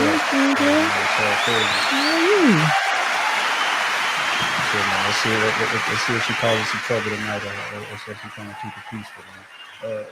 He said there's never a time tone doesn't matter in every exchange. Men know how to talk to their daughters to empower them. Why would that tenderness ever be absent with your partner? Men surely rely on tone when courting. Well, but at the same time, you still know there's a time when you gotta inflate that tone when she acting up. B, you just the other day, B had an incident. I was like, hey, I already know I'm gonna go ahead out because it's about to be trouble. This is the incident he's speaking to in regards to kids. I mean, we got a couch in there that's $4,000, right? So my daughter's in there. She playing with toys and stuff like that. And I don't know how she got into these markers or whatever, but I always tell her, hey, when you want to color, when you want to write and you want to draw, you go to the table to do that. Right. So, and again, my daughter 4, but she very like cognizant of like what's going on and things. Because when he was walking in and I was asking her, like, what did I tell you to do when you wanted to draw? Go to the table. I said, yeah. So you chose not to go to the table, right? Why? I don't know why I didn't. So long story long, she took a blue marker and this is a cream colored couch and wrote on the couch. So, you know, that's the situation he's speaking to. I ain't gonna say too much more after that. You know, whatever, but that's what he's got. Go ahead. Oven cleaner. Enough said. Oven cleaner will take it out. Just FYI, y'all. Any stains, oven cleaner. Thank me later. Yeah. Luckily, I was able to get it out. Had me on hands and knees scrubbing like a. That's alpaca. Right, you blocked 25,000. Real rap. But yeah, but in terms of what Sandra's saying is right. You're 1,000% right. And tone has to be different depending on the scenario. You got to have finesse. You got to have versatility. But even in, just like O said, even in situations like that, man, certain times, and again, because your kids know right from wrong the same way your partner do, and they'll willingly choose to go against the grain. So once that's the case, all that sweet talking shit is out the window. You know what you did wrong, and you willingly chose to defy me in terms of a kid or with your partner. You willingly chose to just disregard what I had to say. Okay, so maybe the message didn't get across that time. So let me try a different way. Right. So that's how it happens. But you know, in a perfect world, in terms of everybody moving how they're supposed to be moving, you're 1,000% right. Tone got to vary. You know, but unfortunately. However. But appreciate you though, Sandra. Always, you know that. Dallas with the fireball. Queen Sheba want men to talk to that girl with the same tone a dad talks to his daughter. Can't do that in a relationship. Not going to. All right. The AP, what up, fam? Say salute to Trill, Ricky, SB, Ronan, Sayeda, Shine, OT. This is a good conversation to have. Sayeda. Appreciate you, big dog. Yeah, man. We're gonna try to get some type of understanding in here. Bro came back. He said, just pick your battles, man. Right. Facts. That's a big fact. fact. That's big fact. Everything is not worth having a drawdown argument. Or hey, we need to meet at the table at 8:00 conversation. Everything is not worth that. Nope. We gotta talk. We gotta talk. Lord, I hate that shit. Because women always hit you early in the morning. For you be at work, you be like, "What about what? We gonna talk about it later. Don't worry about it." Oh no. You fuck the day up. Rhonda Adams said the battle is not yours, it's the Lord's. It's the Lord's. Bring it to the Father. Hey, real right. John the Baptist, football. This generation loves to say communication is the key and still never know the answer. Communication is now just a buzzword that means nothing. Unfortunately, you're 1,000% right. I find that ironic coming from John the Baptist because he's I've watched him. He communicates pretty well. So I find that kind of ironic that he would say that. All right. Okay. Y'all got some personal stuff going on. No, I'm just saying by way of chats. The super chats. Okay. The super chats that he's sent over the course of the last 6, 7, 8 months. Copy. All right, bro. Came back with the 10 ball. Said the age women likewise. That they be in behavior as becometh holiness, not false accusers, not given to much wine, teachers of good things. Titus 2:3. Super chat part 1 and 2. Damn, I always read. I read them out of order. They gonna get on my ass. I told you, I watch. He's a pretty solid communicator by words. Oh, okay. Got you. Appreciate you, big dog. All right, man. Again, if y'all enjoying the conversation, make sure y'all tap the like button, man. It's been a hell of a conversation, and it's about to get even better. So I thank everybody for coming out, kicking it with us. We're gonna go ahead and get into the next line of questioning. Now, we was talking about delivery, aggressiveness. Some people just have an aggressive way of delivering things, or some people just may have a unfiltered way of delivering things. What's the line between somebody just having an aggressive delivery and disrespect, in y'all opinion? And for this one, we're going to start with Ronan. I say the line is, I say emotional intelligence and discipline. If I'm upset about something or something needs to be addressed, I'm very mindful of who I'm talking to. I took account not just the person, but the situation at hand. Not trying to make it a molehill out of something minor, but if it's something important, I have to be stern but direct, and not just tap dance around it. Just make sure it's communicated in a way it's understood, and leave room for communication to, like, or reciprocation to be had. Not just not always close-handed with it, but sometimes you just have to drop the hammer down respectfully. But it, again, goes back to picking your battles. So I say that line is just that level of respect for that person you have in there. But communicating like this is a sense of urgency, something that's a matter that needs to be taken care of. Well, I said, SB, where's the line between somebody just having an aggressive delivery and then being disrespectful? Now see, I'm just totally out to lunch on what disrespect is, because nowadays disrespect is just simply being honest. It's telling the truth, whether you know it or not. You know what I mean? Like whether the receiver understands the truth or not, sometimes just telling them is considered disrespectful. But in my own mind, I feel disrespect is when you calling people out of their name, cursing, profanity, and things like that. Aggressiveness sometimes just goes to, like you all have said, the urgency of what needs to happen. If I'm feeling an urgency to tell you for whatever reason, I need you to do this, it could be aggressive, or, so I'm just don't know disrespect anymore. We gotta have to define it in today's 2023 disrespect, because it's just not like it was.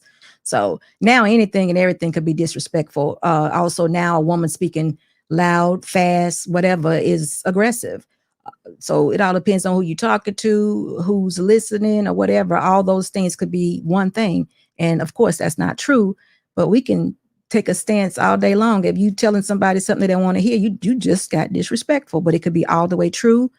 So I think that could be one and the same. So basically, it's just an unclear ass world in terms of that line is what we're saying. It's a big old blur. All the time. I mean, how you hear every day, this woman was so aggressive, or she was disrespectful. She's never had that much bass in her voice. What the hell? I mean, what you talking about? It all depends. If I'm passionate about something, it may come off disrespectful, but it just may be truth. But to someone else, it might be like, she's so aggressive. That's masculine. It's just, anything to try to manipulate the situation to make you shut up. Basically, that's what it is. So whatever they got to pull out their butt, their pocket, whatever, that's what they go for. So I just say what I want to say. It's all good though. So. Well said. Oh, you were speaking about, space not being created for a man to be a man these days. I think that's kind of in line with that. What you feel like is the difference between like a man just being, or not a man, just people in general, being aggressive in their delivery and being disrespectful? Where's that line? Man, disrespectful is just going to be relative to that person. Because I was really trying to come up with a good answer, but I think about like women from up north, like New York women. They just super disrespectful, but to me, super disrespectful. However, for a lot of them, that's their love language. That's how they come across. They super aggressive with you and say, "Go get the fuck out of here," and but like that's how some of them type of women communicate up north. So it comes to the person, but to answer it, is disrespectful. Shit, I guess when you feel disrespected, because if you cussing at me, that's disrespectful to me. However, I'm sure we all know a few couples who cuss each other out all the time, and they've been together for 10, 15 years. Like that's just who they are. They may call each other out their name, but you ain't never seen nothing too crazy. That's just how they communicate. So I think it just disrespectful comes to that particular person, like what they deem as disrespectful. Because if you cussing me out, you MF for this and this and that, and yeah, I don't tolerate that. But for some people, being called to be, like that's what they do. That's where we at today. Like that's just normal for some people. So I think that's what it is. It comes down to what's disrespect to you. So it's completely subjective. What you're saying? That is dangerous territory. The fact that you're right in that regard. But all right, Miss Queen, the difference between aggressive delivery and being disrespectful. Where's that line? I think sometimes people tend to confuse being assertive with aggressive. It's a fine line. They're not some people are great communicators and they're direct, they're precise. It's like a serpent that strikes. They're gonna say it, they're done with it, they're not being aggressive. And this is the part where I have to agree with the panel, where the receiver, it was so precise that the receiver feels that you were aggressive when you were just being assertive. That's the first thing. The other thing, I think disrespect begins to enter to the picture when it becomes personal. The body language begins to change. And now I'm going to posture and position myself to attack you physically and or verbally. It ain't even about the macaroni and cheese. It ain't even about the clothes being folded. I'm going to go for the jugular. I'm going to tell you, you don't know how to please a man. And that's why you da-da-da-da-da. I don't know. I'm just making up stuff, y'all. I'm just making up stuff that's real life for a lot of people. Whatever. But I'm going outside of the argument and I'm coming at you. I'm coming at your pain. I'm coming at your trauma. I'm coming at your family, something you've told me in confidence. And I'm going to win. That's when it becomes disrespectful, where the goal is to win and not to establish understanding, in my opinion. Choose your words wisely. Indeed. Rick, the difference between being aggressive in your delivery and being disrespectful, in your opinion. I agree with Queen Sheba on this. And when it goes from the truth to personal stuff that ain't got nothing to do with the message you're trying to you're trying to push across. Right? It's just that simple. Like, I don't care. Like, I don't care how, if it's the truth, I don't care. Right? I don't care. Hey, it's such a rule. Is it the truth? Okay. Right. But when you bringing out lies and personal attacks that ain't got nothing to do with the subject matter at hand, that's when it comes to disrespect. It ain't got nothing to do with what we talking about. You can't disprove my point. So, you know, you gonna come with some round the way, you know, off the wall stuff. Hey, knock yourself out. Right. But if it's the truth, I never see the truth as disrespect. I don't like the way it sounds. Right. I don't want to hear this right now, but the truth is the truth. But when you start lying on me and just dogging me out for something that I'm not doing at all, that's when it's disrespectful. I agree. Saida, the difference between aggressive delivery and, you know, just being disrespectful. To add a little bit, because I agree with everybody here, Queen Shiva pretty much nailed it, to be honest. But I would say dismissing people's opinion and emotions. That's disrespectful, very disrespectful, because you know you're there not just to say things, but also to receive a message and listen and understand the other party, not just to deliver a message. So dismissing people's opinion and emotions is disrespectful. But something that I really don't tolerate is cursing. I don't even like somebody calling me a dude when I am his wife or his girlfriend. They calling me dude to me is like, what? It's like me calling you bro. You never hear that from me. Never. To me, that's disrespectful. So I agree with that part. Like, it is personal. So I make sure that that from the beginning I said, don't call me dude. I'm not one of your dudes. You know, I will never call you bro. So yeah, those little things that, you know, from scratch, I wouldn't do. So I don't do what I wouldn't like to be done to me, pretty much. Yeah. I like it. I think the difference is in intent. But how can you know somebody's intent if you don't know them? That's the only thing. So that's where the like line gets shaky at. Because, you know, again, like I may know this person. Like it may be a person who's just super aggressive in their delivery. I know him well, you don't.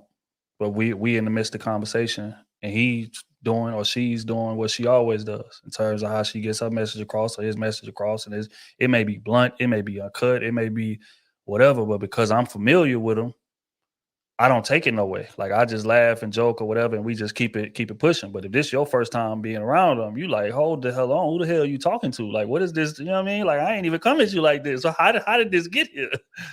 But you know, the whole time they really harmless for real. You know what I'm saying? It's not, and they're not saying that just super disrespectful, but again, it may just be a loud way that they getting it across, or it may be an animated way that they getting it across. And if you don't know that person, you may take that as, okay, this person want confrontation with me, or they trying to challenge what I'm saying directly, or they coming at me personally. When in reality, they may just be passionate about what it is that y'all talking about, or just passionate about things in general. And it's real easy to get that misconstrued. So I think the difference is intent, man. And that's why, like, with most people, I kind of take a little minute to like read them before I just assume that they coming for me, or they trying to attack me, or whatever the case may be, because sometimes that just may be that person's delivery. That just may be how they are. And y'all may end up being the best of damn friends down the line. But if you don't take that time to really assess, like, wait a minute, what the hell going on here? Is this person coming for me, or this is just how they are? And you just jump out the window. Oh, he trying to attack me, or she trying to attack me. Hell, who the hell you talking to? Blah, blah, blah. And you jump right out with the disrespect. Now y'all clashing for no reason, when in reality, y'all got a lot more in common than y'all got, in difference. But that person just communicates differently than you do. So, I think, again, intent is everything, but just be patient and kind of like read that person. Take some time to analyze that person before you just jump to the conclusion. So that's I my agree, thing Drew. about that. Yeah. Can I use an example real quick? Hmm? We had a neighbor, and when I met him, the first thing he told me is, I'm a racist. He was like 70 something, and I'm like, okay, when people show you who they are, believe them. But I rather believe somebody that says it. I didn't know if he was joking, than somebody that pretends not to be. We didn't know, I didn't know, my husband and I, that was the last 6 months of his life. Child, we ended up he was taking us to dinner. We could have definitely taken him to dinner. Little man that lived 2 houses down. He would come, he has a lemon tree. He would drop off lemons. He came by my house every single day, to the point my husband got, what is it called? Irritated. And I said, just go with it. You know what I'm saying? He has 1 child. She lives in Boston. He ended up passing away. And imagine, and he died in his house alone, right? But imagine if we had just kind of like bought too much into his words. He never told me if he was kidding or not. He never told me. But he told me he was a racist. Don't ask him. Let's just clear the air. But he was so nice after that. He would come by every single day. So I thought, if he is, he a lonely ass racist, because he comes by my house every day. And he actually invented cybersecurity. He had about 10 patents. So I learned that. So cybersecurity that you see, my neighbor invented that. And that's when I learned words really don't hurt unless you let them hurt. It don't really matter. Like, it's your perception, what you deem to be true or not. Because a lot of people would have just been like, okay, we done. You're a racist. I'm done with that. Right? I just wanted to share that. So you have the power at the end of the day. You really have the power to allow people to impact and or affect you. I like to say also at spitting. There's nothing to say after that. There really isn't. Number one, that's assault. Number 2, that lets you know the ultimate disrespect. If someone just hop back and spit you, or just invade your personal space, or even invite other people to disrespect you. Things of that nature. Like, that's where all bets are off. You're gonna get an evil side of that person. So yeah. Yeah, that's out of pocket. Somebody spit. Nah, we ain't gonna do that. It's a family show. But no, he's out there writing that. But that right there is one of the most disrespectful things on earth that you can do to somebody. Hell no. Nah. But yeah, appreciate the answer. Real quick, man. We're gonna tap into some more of these super chats, man. Big Money Signs are back in the building again with another 50 ball. We appreciate you. Always showing love, man, each and every time, man. We definitely appreciate you. She says disrespect is mainly about intent. You can't fake energy. Like, Ricky can be harsh seeming, but he is just being factual. His intent is facts, not harm. We can tell instinctually if we take a moment. We always know if it's foul. I know when I'm a brat. Accountability is beautiful. That's literally it, bro. Like, that's what I be saying. Like, you got to kind of just sit back and just read people for a minute, man, before you just jump to the conclusion. And I know it may be hard sometimes, especially on these panels in which we having discussions and you know, it may seem personal or whatever. Somebody be like, hold on, coming at what I just said. Hold on. But in reality, you gotta kind of just chill, just sit back and chill, man. Y'all got a lot more in common than y'all got, you know, on the opposite ends of the fence. But I agree, Sandra. Appreciate you always, man. Thank you. Hold on, Team Fatty in the building with the fireball, bro. Ain't even have a message. He just wanted to show love. Appreciate you, gang. For sure. John the Baptist, the 10 ball. Too much communication, not enough teaching. Yeah. I agree 100%. Appreciate you, bro. Queen, you talking about Tanya? We talking about Tanya might be creeping into your crib, take your man, you dropping the ball. You say Tanya can't cook though, but she might can order out, and that right there can be You just. said you want nice food smelling while you cutting the grass. You can't do that. But she cooking elsewhere, so she good. That's what 5 minutes, Rona. No, ain't no 5 minutes. 5 minutes is pregame. I can't do nothing with no 5 You minutes. gotta eat 24 hours and 55 minutes a day. So don't play. Eat what? Queen is Uh-oh. hilarious, I swear to God. It is after 12. It's after 12. It is. Not I didn't say touching nothing. You see, that's word. What is it called? Verbal jujitsu. That's what it is. Yeah, all of that good stuff. That's hilarious. Shay with the fireball. Linda asked, why does it seem other cultures have better communication than black couples? Don't believe that. That's a lie. That's propaganda. That's a lie. People, white people go through the same thing black people go through. If not worse. That's y'all. It's just we in our demographic. We are who they are, who we are. But white people have relationships. Like, stop that. Y'all really need to stop that. That's a mental problem. Stop doing that. I wonder if she means like patience as opposed to communication, because I think we communicate as black couples. Are you talking about patience or communication? Shay. Not sure, but it seems like we have this. It seems like we're dysfunctional because we made it public. Some people monetize it, but they got more problems than we do sometimes. So it's not that much different. But see, Warner, this what I just learned, man. Because I done been like tapped into YouTube like within the past 2 weeks, like because we don't really pay YouTube a lot of attention on this side, but I've been paying it attention past 2 weeks, and I done ran across some platforms that are very similar to the ones that we see as chaotic in our culture, in their culture. That is a fact. I'm talking about just as toxic, just as disrespectful, just as going back and forth or whatever. But again, it's just not because of how the algorithm work. It don't hit our timeline. You got to go search for it. I ended up stumbling on it one time, and I went to go follow the person, and then subscribe to the person, and then after that, all the stuff started. I'm like, oh, so they do be having these discussions over there. They do. That's interesting. This is a people phenomena. It's not a race phenomena. It's a people phenomena. Yeah. That's what y'all got to understand. It's just we say black because we black. You know what I'm saying? We melanated. So that's how we apply it to us. But they say the Western world. It ain't just y'all. It ain't just y'all. It's all over. This is the Western world. This is going on. Mm-hmm. All right. Let's get into it, man. Appreciate the donations always. Y'all know it's love. Thank y'all, man. Tap that like button if y'all ain't got a chance to. If y'all enjoying the conversation. Next question, man. We're gonna get into where's the line between constant communication and nagging. We done referenced nagging earlier. So it's time to really unpack and get into what this is. Because man, we complain about that a lot. So where's the line? Because women feel like, in terms of old example that he used earlier, man, women bring up something new every week. Jesus Christ. Well, a lot of women rationalize that as, no, this is just me creating a steady stream of communication, me constantly, to where I'm not bottling things up. I'm not sweeping things under the rug. I'm just bringing it to you as it comes to me.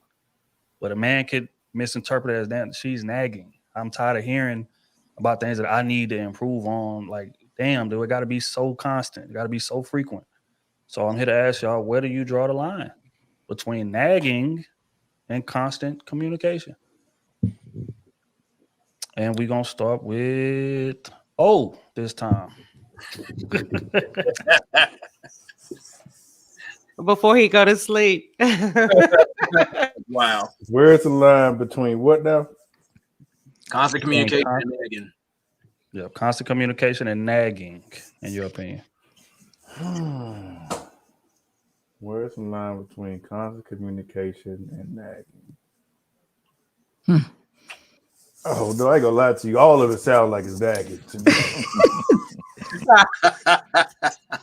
until you really just sit down and or really take in what you kind of saying, like it's definitely gonna come off as nagging. I mean, especially like when a man feels he's doing his job for the most part, like we really care about a woman. We already trying to do everything possible to not have things brought up.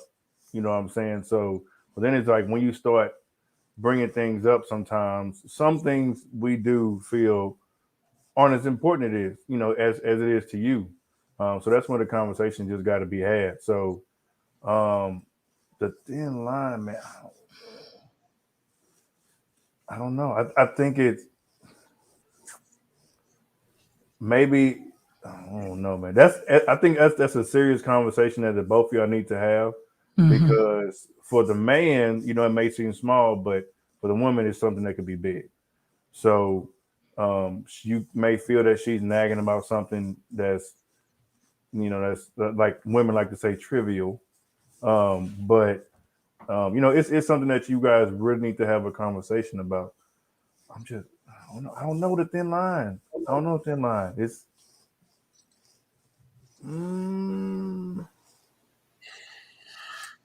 how important it is to you. How important it is to you. Like if you don't think is that bad, then I think that's when it kind of seems like it's nagging. So it's how you receive that message. Going back to the receiver and the deliverer, I think that's kind of what that really goes back to. Yeah, that's kind of what I got with that. All right, SB. The line between constant communication and nagging. Where's the line? Okay, so nagging to me sounds like petty stuff. It seems like it's things that you are maybe just not doing, or you're doing in your own time. You might be a procrastinator a little bit. That sounds like nagging. But when you say constant communication, that actually sounds like relationship building to me. Like I noticed, are you're kind of talking like this is how it's affecting me. It's more of an effective thing. This is how I perceive this. That's, and then too, the line is before I get to the point I'm starting to resent you. So you got the petty stuff that I'm willing to like fill in the gap. But then right before I start to feel like I'm feeling resentment towards you for not doing the petty things, or if I'm doing too much, then this is where the personality things start to take place. Okay, so that's just who you are. You're not, you a little selfish. You're not paying me. You're not considerate of me. That is like, to me, where the line stops, or where we draw the line, when it becomes like, when you pick up on, well, maybe this is just not him procrastinating. Maybe this is kind of like who he is. Maybe he wasn't tired. Maybe he just lazy, or, like that. So that's the line for me. Yeah. I hope I answered that. Okay. Quick question though, just an add on that I got I want all of the women to answer when it's their turn, because I think a lot of men struggle with this. Just like O said, man, after a while it all sounds like nagging at this point. So as a man, when we approaching y'all, like what should we be paying attention to, and what should we just, all right, she just in her feelings, this is just nagging, this is whatever. Like, how do we distinguish that from a man? Because a lot of men struggle with that, and sometimes we'll miss something that's super important because we'll write it off as nagging. So how are we supposed to distinguish that in your opinion? I think that's the part about the constant communication. If it is definitely petty, or I should say nagging is what I think is petty. I think it might be okay, because you might get to a point where you can explain to me, or I may grow up, become a little bit more mature and be like, you know what, this is your space too. Maybe I'm being a little over the top. Maybe I'm a little OCD.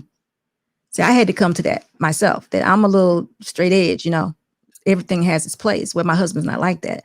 So maybe I need to relax a little.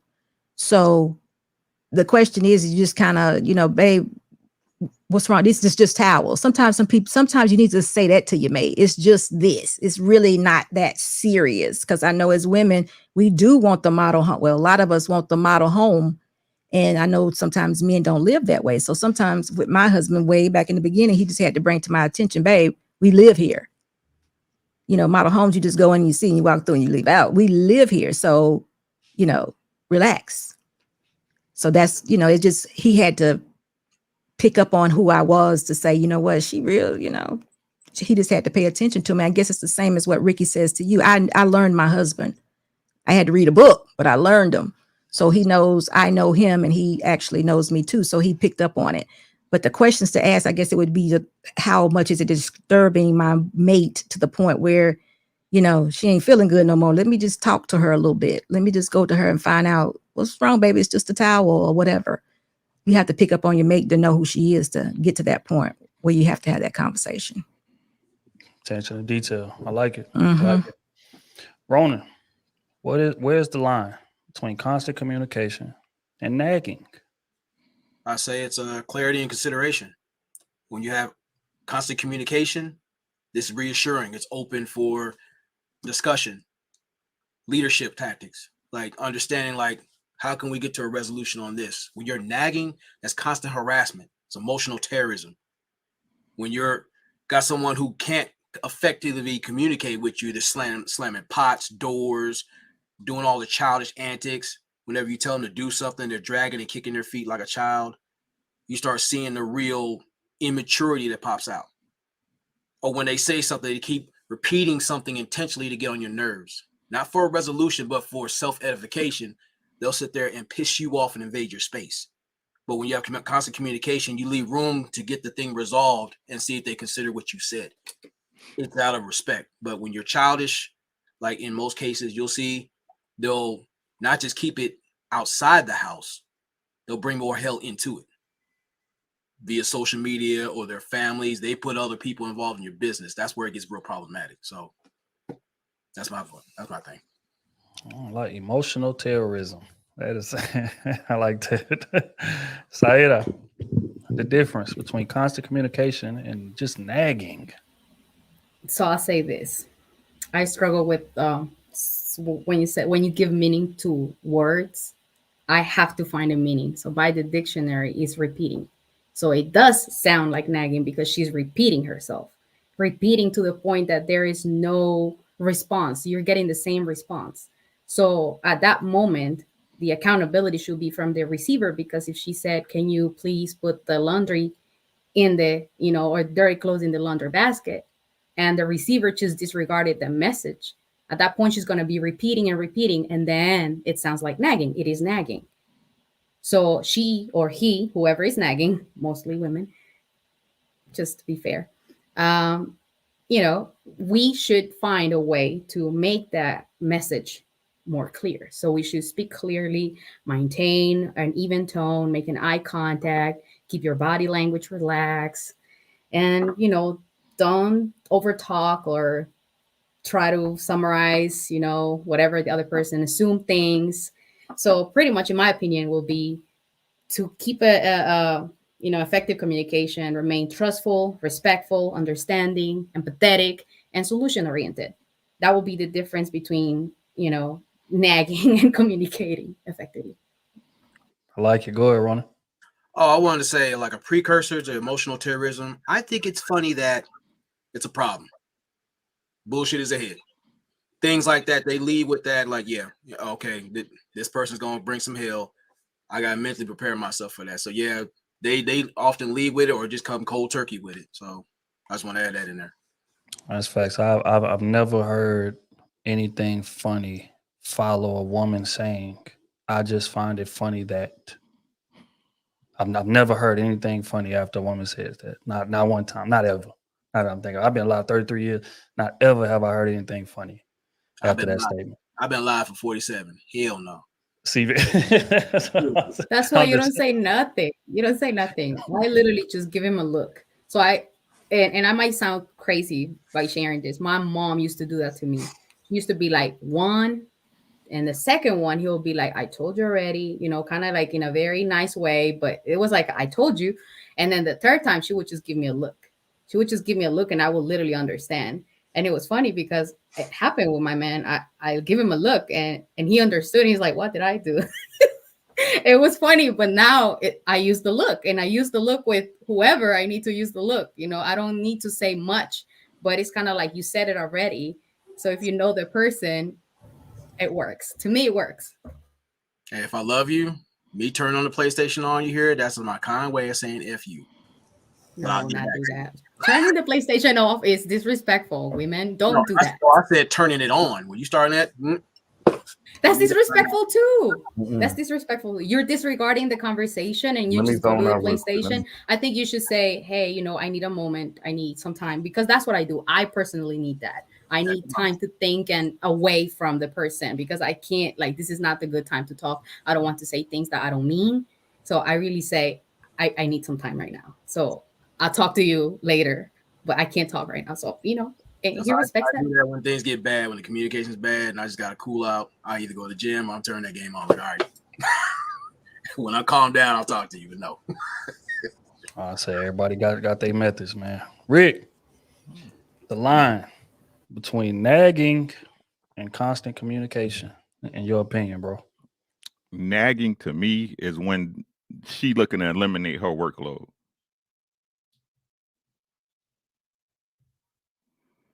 Every time is me doing something else that'll make her, and I want to make your life easier, but I'm saying we all got responsibilities in this thing, right? So you ask me, hey, make sure the socks picked up. Cool, I got you. Right? Oh man, you know what I'm saying? I really need you to put the dishes in the sink. Cool, I got you. Right? It's never enough. There's always going to be something more that you can do. That's nagging. That's nagging. Right? So communication is me and you coming to an understanding amongst each other. Not just something you want done. Say that again. It's not that it's a problem, but now we got to throw that but in there. Right? What I mean, at the end of the day, really, what's the end goal? What it help? Right? Nagging again is nagging. It points itself out, and it's gonna play itself out as the power play it really is, because that's what nagging is. It's a power play. Right? You want me to do something either I don't find urgent or something I don't want to do. Right? And again, like if every time you bring it up, and I believe wholeheartedly in this when we talk about communication. If my mate bring it up, it's big enough for me to address. You see what I'm saying? That's why you should, ladies, you should fight your battles, pick your battles. Yeah. Right? Because the first thing I want to do is solve the problem. I don't make problems, I solve them. Right? So if you making up a problem every day, then you the problem.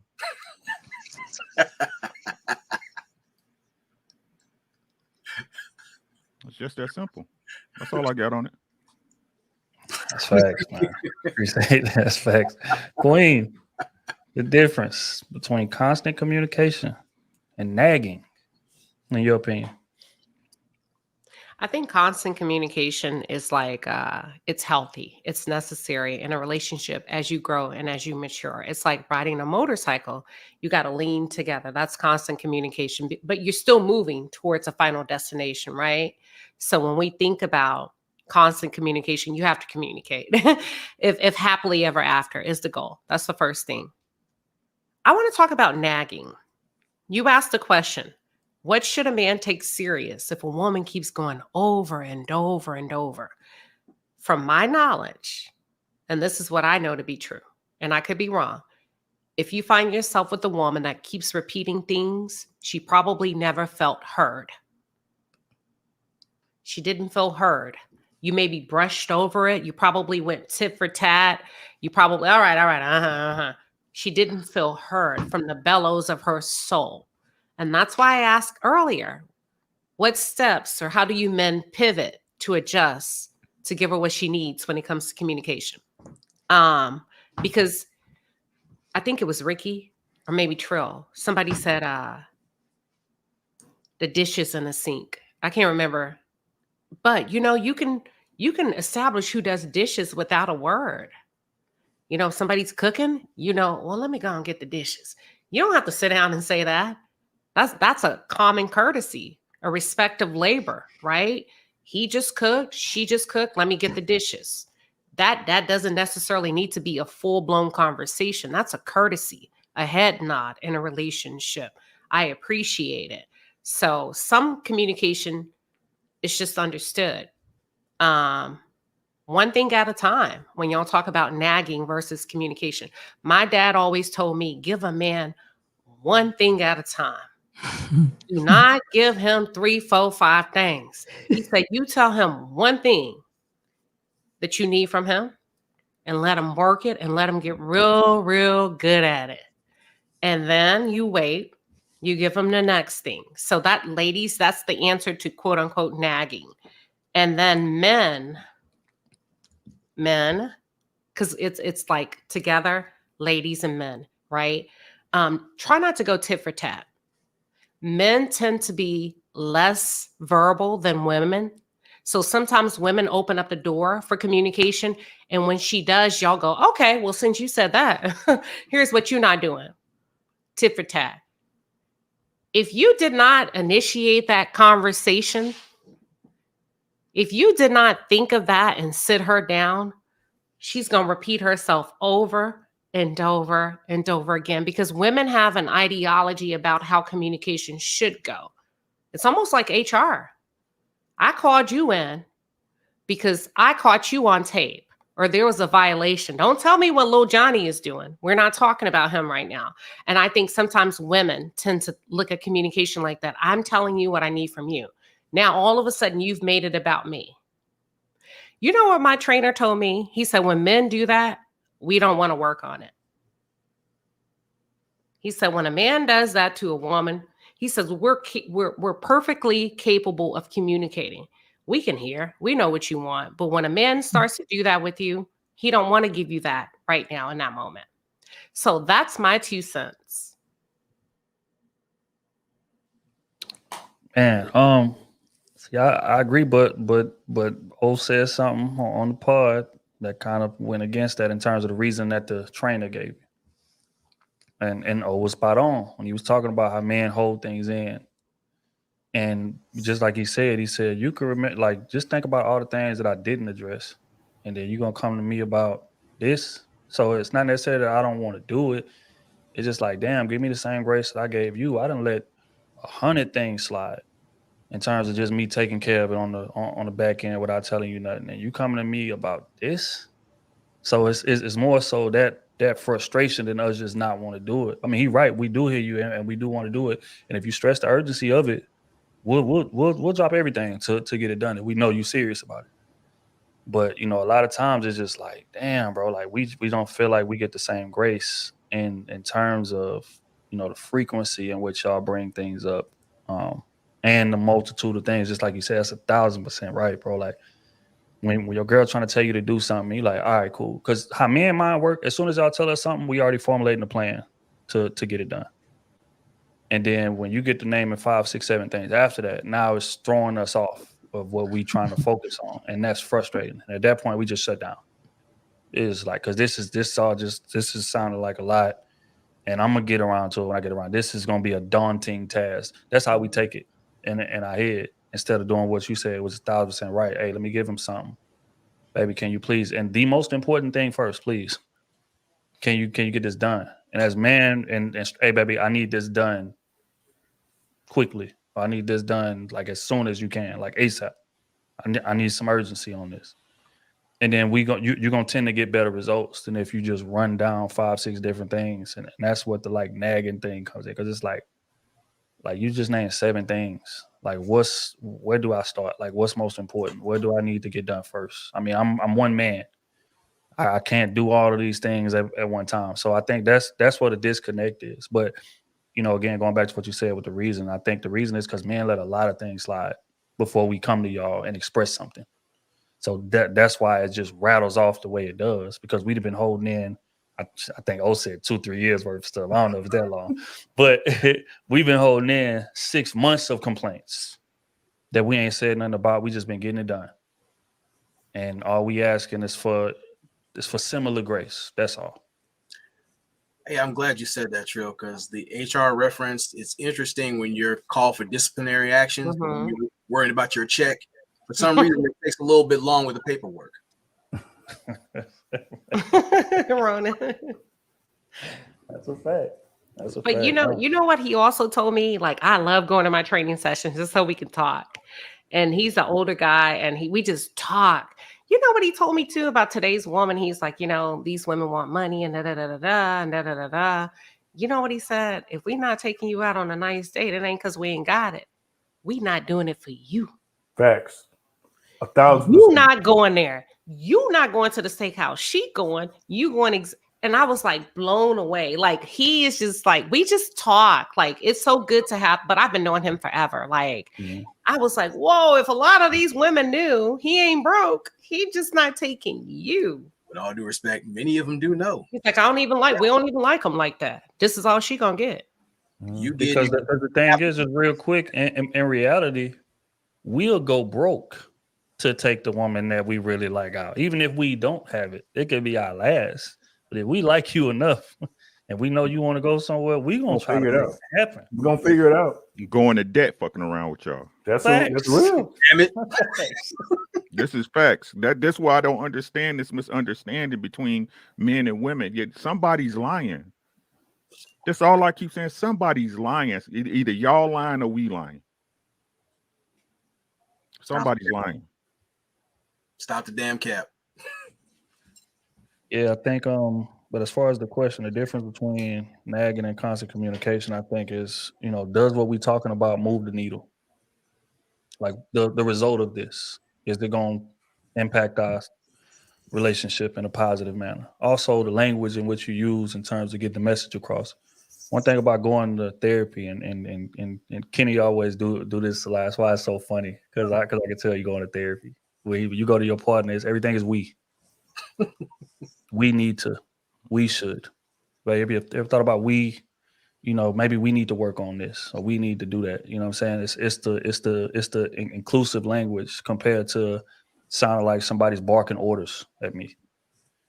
You know what I'm saying? Nobody want to be barked orders at. Like, we supposed to be in this together. So you can get somebody to do the same thing that you want them to get done by just introducing it as, hey, baby, we need to do, you know what, baby, how about you do that? And then I'll go do this. So it can feel like it's teamwork. It can feel like we both doing something that's going to further this relationship. But when you're not introducing it like that, and you just come and know, you need to do this, you need to do that, you need to do this, that's when it just becomes, okay, this is nagging. You putting a bunch of obligations on my plate. And what are you doing in the process of me doing these things? Especially, like I said, considering the fact that I'm doing a lot for you behind the scenes, as far as being a man, as far as providing this structure, this house that we living in, I'm paying for it, like all of these things that I'm doing. So when you come to me barking orders and I don't feel like you carrying your end, that's when it becomes a problem. And I think that's where it's nagging. But if we talking in terms of what could move us forward, and even giving us the reasoning behind why you want us to get this done is important too, rather than just hearing an order. I mean, it's just like in, sports or whatever. Like if a coach come to you and say, hey, get your ass in that A gap, you're going to take it differently than if he come to you and say, hey, get your ass in the A gap because I need you there. Because just in case they it's supposed to be a counter, but just in case he come back, you can be there to fill the role. They go outside, the linebacker going to cover. And I know I'm losing a lot of people in the audience, pardon me, but I'm saying explaining the why is going to make you more impassioned to do what it is that they asking you to do, more so than just saying, hey, get it done. You need to do this. So I think we need to implement that within our relationships, and we'll get different results. And it won't sound like nagging. It'll sound like constant communication, because we both moving towards something. We both, keyword, we both. Not just me needing to do something. So, hey, Trill, you think we should add the thing about timing, especially if someone has like things on the schedule and they wait to the absolute last minute? Definitely. That's part of nagging too. Like your timing, like you had all day to get something done. You wait until this person is like throwing the rhythm off. That's where you get that stonewall communication in some cases. Or get things done too, because my dad is like that. If he hears me using the drill or the hammer, what are you doing? And then he starts doing it. So yeah, it works. My husband Yeah. does that when it's time to travel. Like almost the morning of packing his bags. I'm like, we gotta go. The Uber's gonna be here. So men can be last minute too. I'm definitely last minute, but that's because as a man, right? Now, we done took inventory on everything. We know it's gonna take your ass a long time to get packed. So you do need to get started a week in advance or 3 days in advance. Because even though we going for 2 You know days, you're gonna you take the bringing whole 3 house. suitcases. You know you're gonna take the whole house with you. You know what I'm saying? We're gonna be this is a 2-day trip. Why do you got 3 suitcases coming on this 2 days? You be trying to just catch a flight. Hey, let's get to Vegas. You know what I'm saying? We there for Saturday. I gotta pack. You're like, God dang, we could pick up something there. You know what I mean? See And us. we know your 5 minutes equals an hour to hour and a half. We already know. That's a fact. They gotta See pack the us, whole we gonna take bathroom. that little carry-on suitcase, throw in a couple things, and we ready to ride. Because what Ricky say, when I get there, if I need something that bad, I'm gonna just go to the mall. Yeah. That's how men do, bro. When we get to the city, 9 times out of 10, the first place we go is the mall. But y'all be trying to take 3, 4, 5 suitcases. So that kind of factors into why we can be last minute. Because I know I am. I'm trying to shoot myself some bail because I know I'm last minute. 5, But I'm 6 always pairs on of time. heels That because they makes don't know. You know, it may look different with this one. It may look different with that. Nice. Always gotta match. Gotta match everything. Accessorize everything. Gotta match everything. Matchy-matchiness. Right. All right, man. We're gonna pay some bills real quick, and then we're gonna get to the last one of the night, man. Davon again say nagging and nitpicking are first cousins. For Yes. I never heard that like that. Yeah. I agree 100%. Shay in the building, fireball say warning shots, babe. I told you. Did you forget? Why didn't you call and ask me, babe? We discussed this. See, that's that corporate email talk, but translate to relationships. I agree. Emotional terrorism. Right. Yeah, no, I agree with that 100%. One true diva with the fireball. Men call it nagging when they don't want to be held accountable. Same way us women don't like a man's tone when he is holding us accountable. Hell of a way to put that. Oh, another thing too, when you're sending multiple text messages to get your pettiness across. I mean, the truth of the matter is, right? If we want to be honest about it, it really only becomes nagging because you're not doing what you need to do as a woman. If we want to be honest about it, because if you're doing your part, whatever you ask me to do, I'm on it. It don't even matter. If we want to be honest about it, it's nagging because I'm able to keep score because you ain't doing shit.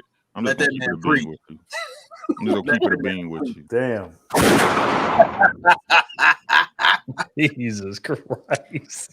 I'm not in agreement with that, sir. Let that man preach. That's gospel. No, sir. You say you ain't riding with it, SB? No. Ricky, that's what goes on at your house. I don't want to be in the closet. The only thing that matters is what goes on in my house. That's what I keep trying to tell you. I don't care what it looks like to y'all. But what I'm saying is that, like, the truth is, right, men understand that women want the house a certain way. They want things to look a certain way, right? Let's be honest. It's your girl. And that's why I keep telling you, it's just about understanding your partner. Communication is useless without understanding. Right? Understanding is entirely way more important than communication, because if you don't understand me, I can talk till I'm blue in the face. Yep. Right? We understand. And again, like I said, I don't get these relationships or what relationships people have and where you going out your way not to do what your mate asks you to do. Where is this happening at? My wife cook, I do dishes. She cleans the house, I do the yard. Right? Where is this coming from? Right? So the truth is, if you understand your man, right, and you understand your woman, the only reason you keeping track is because somebody not doing what they supposed to be doing. Right? We understand the game. I keep trying to tell y'all sisters, men, we understand the game. We understand what it is. Right? But like Trill just, y'all act like we lying to y'all or something. No disrespect to nobody. But he just told you we'll go broke for the right one. Right? We'll go broke. Right? We'll make the moves and the efforts for the woman we trying again. So if you asking me to clean up socks, I'm gonna pick them socks up. Ronan being messy. I'm gonna pick the socks up, right? Let's keep it a bean. You want me to take the laundry downstairs? I'm gonna take the laundry downstairs. But the only reason that's gonna get to me as a man, as your husband, that understand you, is that you trying to have me do more than what you doing. Beautiful bum. I have a question now. I heard you say grass, cut the grass. Mm-hmm. My husband made me fire the lawn guy. Why? I miss that man so much. Because he peeped game. How old was he? I don't know. I never came out, but he don't cut. Now my husband cuts the grass when he wants to, and I can't say anything. And I used to can boss the lawn man around and say, "Hey, so fellas, what's up with that?" My husband went out and bought a whole lawn equipment blower, and the thing that you cut the edges. he feel like he can save some money. I can do this myself, do it how I want to do it. He's saving more than some money. He's saving more. Well, he's not as good as the lawn guy, but I would never tell him that. I know where you're going with it, Rick. He's saving more than some money. My yard, like, God damn. Right, he's saving more than some money. God damn it, yeah, that's what he's doing. It wasn't that much. Yeah, okay. we know. We know. But I thought the goal was to buy time back. No. Right? When you invest money, that's what I heard a rich person say on you buy your time back. Don't buy things, buy time. Because now I'm saving my husband time. Right? Right now he is saving jail time. That's what he's doing. No, come on. No, saving jail time. It's not like I'm out there. No, he ain't trying to go to jail. He ain't doing it for you. He doing it for him. That's the beauty of foresight. Nah. Man, he protecting you. He protecting you and him at the same time. It's okay. You better take him some lemonade when he cut that grass. I do. I give him. When Crow said water, I watch him. Yeah. But I'm like, if he get on the schedule like the lawn guy, I would know when he was coming. Yo, I love to laugh. I'm sorry, I love it. I almost fired my husband one time. I came out and I was like, I was gonna have a talk, but he got out there and he did it, and he cracked the window. With the little some flew out the weed eater. That little thingy where you edge it up. The big rock hit the window. We have to call people to. How you bust out a window? Nah, man. We got to get the lawnmower man back at this point. Hell no. Walk in your collar. That is hilarious. All right. I appreciate you, One True Diva. That's love, man. We'll get to shave the fireball. Final line is ultimate silence. It's Thanos level stuff about to happen. It's close to the end game. With a woman giving you just silence, dead silence. Yeah, that is scary. I ain't gonna lie. Because women are so like expressive, so communicative. Like when they just be on some, hell nah. Yeah, fellas, do not let it get to that point. Have to speak. Some women, I don't know. In my experience, I was with somebody and it wasn't even that deep into the relationship, and it'll be a random day and she just quiet. I get home and she just don't want to talk. I'll be like, the hell? They try to abuse you with that silent treatment for a couple of days to kind of get some leverage, or I'm like, I don't do that. Oh, you gotta go, baby. You gotta go. My boy's fool. I'm out. Appreciate you, say. Rojo, say Ricky for president. Appreciate you, Rojo. Got my vote. It's facts. Grizz Trees, 20 balls. Say just a little perspective. You can do 3 to 5 things for a man every day, forever. Women pick which ones they feel like doing today. Sometimes it's a special occasion, and you get the 5. Nagging is you on number 73. Where's my 5? I only got one out of 70. Putting up Steph Curry numbers. You know what I'm saying? Like, come on. Class, bro. That's a fact. Come on. That is a fact. Appreciate you, big dog. That is hilarious. OG, 20 bars. What up, fam? Say, Trill had it perfect. Before you point your finger, make sure your hand is clean. Most times they aren't. Nagging happens when a person's imperfections aren't accepted. Humility cuts out a lot of arguments. No one is perfect. That's real, bro. And it goes back to what Ricky just said. If you're trying to bark orders to me, make sure that your I's are dotted and T's is crossed, and you doing what it is that I value as well. Because again, when you're doing that, I don't have no issues doing what you want. But when you're not doing that, we're gonna have a big ass problem. It's gonna be an Big audit. ass problem. Yes. So yeah, that's real rap. Appreciate you, OG. Web thing with the 10 ball, something Trill overlooked. As part of the frustration comes from women treating their issues like they got to be taken care of then and there. Yep. But our issues get worked on when she feel like it. Right there. I agree. Selective outrage. And women will tell you that they don't necessarily want you to do it then, but how they communicate and deliver it, it'll come off as it should be done then and then and there. So I think that's another disconnect. Yeah, that's facts, man. Put some urgency on it. When that man, just like bro just said, we only asking for 5 things in 10 years. In terms of a man actually coming out and asking you for something, like really, because men don't feel comfortable asking our woman for anything. Let's just be real about that.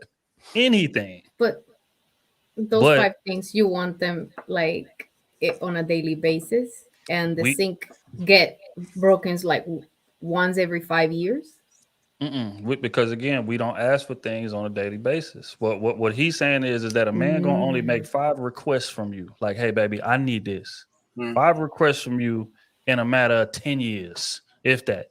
So what we saying is that when we come to you and we make that request, put a little urgency on when you're moving it, because we're not asking for that much.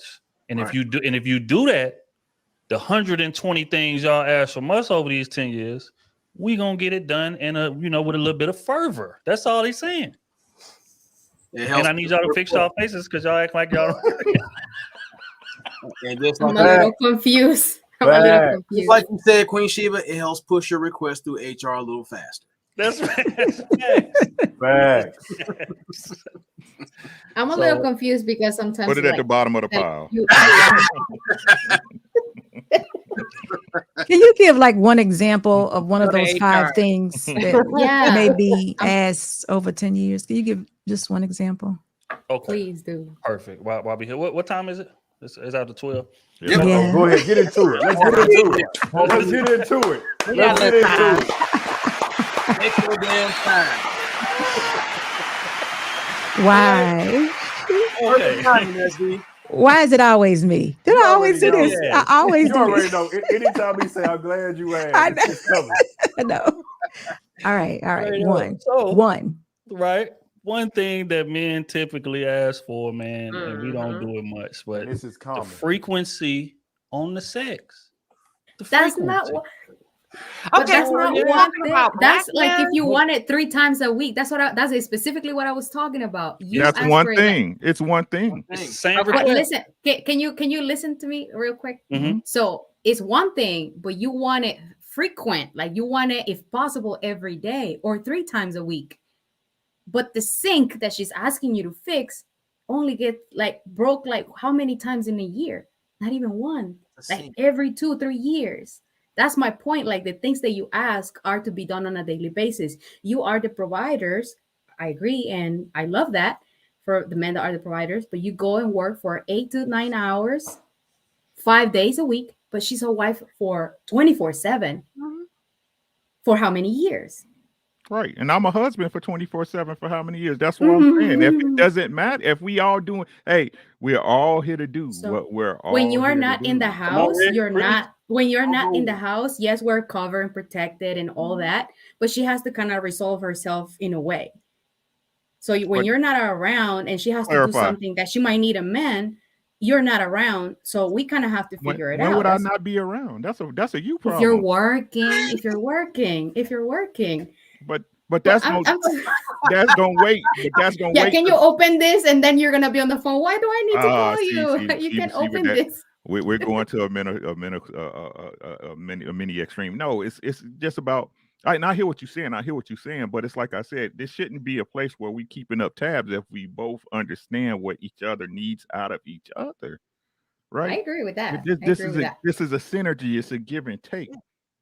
You know what I'm saying? I mean, like I said, communication ain't nothing without understanding. I understand what you need out of me. You understand what I need out of you, and hopefully we can meet each other in the middle. That's really what it's all about, right? The problem comes again where somebody is getting to the point where somebody is feeling less than or used right? Or don't feel there's consideration involved, and then you start keeping tabs. And that's the downfall in a relationship is comparison. Right. Real quick though, Rick, you know what the wild part about that request is? Is that you benefit from it too. Yes. Yeah, that's why you don't punish yourself by saying no to it. So, you know what I'm saying? So again, Use them. Use them. Unreasonable if you benefit from it too. Yes. Y'all look at it. Use them. And just the point, hey, I'm this is on you, Sayada. Come on. And just the point that you posed it like it's a job. Let us know how y'all look at it. Right. Right. Well, I was just saying. No. What did she say? Nope. Go ahead, Rick. Go ahead. How she presented was, well, it's this. I got to do it. It's 3 times a week. You want it all the time. No, don't you? Oh, yeah. You see what I'm saying? You supposed to, you like me, right? That's the example that was given. If you would have given another example, I would still use it. But that's the example that was given. But respectfully, you said a sink. A sink can be fixed, but that butt naked therapy does wonders for both of them. I agree with you. 100%. So why does it I agree with you. job when men and women get together? It's just like driving your car in the snow without starting it up and warming it up, and wondering why your windows are cracked and it's fogged up and all of that good stuff. Why do you think we have? Because a lot of men stop warming up their wives after they get married. Of course. I'm not saying all. I said a lot. Of course. That's important. It's y'all and I'm fault, not fellas. trying to be funny. Yeah. It's y'all So fault. every time we got to warm up the car, it ain't always snowing. It's hot and sunny outside. And didn't I give you an auto It can start? be hot outside. Didn't I give you an auto start? What we gotta warm the car up for? You want level seats burning your back? Didn't I give you an auto start? Don't that car start by itself? We got the remote from the car. So can I ask a question? So if a woman does feel like it's kind of job related, could that be a communication error? Could we talk about it? We can talk about it. We need A to lack work of on it. intimacy. Sarah, is that something that you would communicate to your mate about? What was the question? I'm sorry.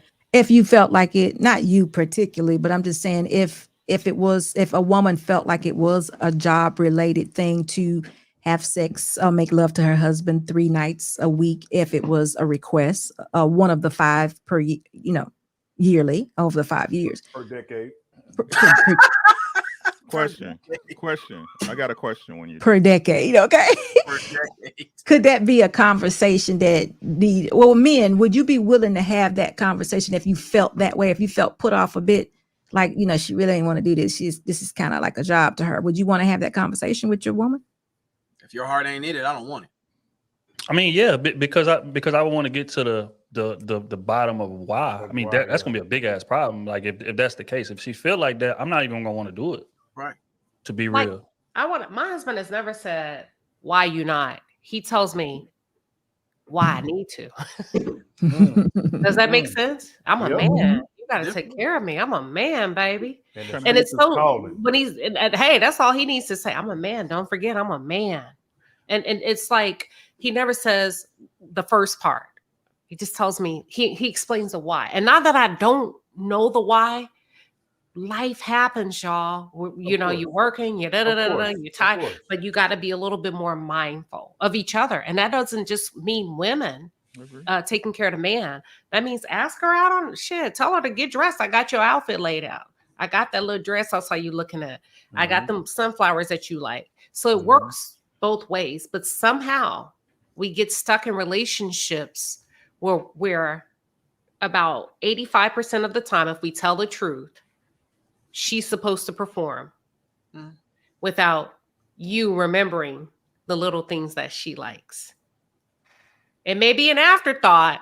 You may do it later, but most men prioritize their penis over your I need a little candy, I need a little flowers. I mean, if we want to be completely honest in the chat, most women will say, I don't feel like I get the romance I need. We're talking like adults. Am I right? Facts. Me neither. I don't get the romance. Yeah, I want some romance too. I don't get the romance I need. Can I ask a question? What is the romance that you need? Hold on. It's more than a pair of socks. I got you. Hold on. That's all you got, Ronan? Can I ask a question? She wants you out. Put these socks on and put your shoes and get out. Can I ask a question? Can I ask a question? Go ahead. Ladies,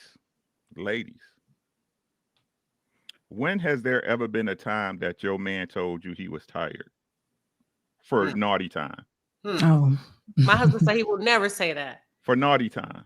He Ever. got trouble. But and part two of this question, what if, if y'all want to, hey, it ain't ever nobody on the panel, but hey, right? What if he came to bed one night and was like, you know what? You was ready. And he told you that night, you know what? I don't feel like it. I'm just not in the He's mood. tired. I'm just not in the mood. You ain't getting no sleep. What would I'm happen? talking about just real quick, Rick. Let me set the scene. When he say ready, I'm talking about you in lingerie. Candles is lit. Music is playing. You got oils and stuff by the bed. You ready to massage, all that type of stuff. You got it laid out. He walk in and say, baby, not tonight. I got to get up early. or is he smiling like you are, or is he just like not feeling well or whatever? Serious. He dead serious. He Dead ain't told you serious. what's wrong, nothing. So he had a long week. He had a With all long due week. respect, I'm gonna take the couch tonight. So you would massage him and just make sure he feels good. This is what I would do to make, because I would know if something he would probably be serious about not feeling good. Don't know me, no. It doesn't matter. I wouldn't be trying to get nothing out of him. I'm just making sure he feels good, because I'm okay. saying if my husband said that, would probably mean that he don't feel good. So I would still just be affectionate towards him and just let him have his rest and go on to sleep. Okay, so let me ask real quick. That's how you would handle it. How you feel like most women would take that in?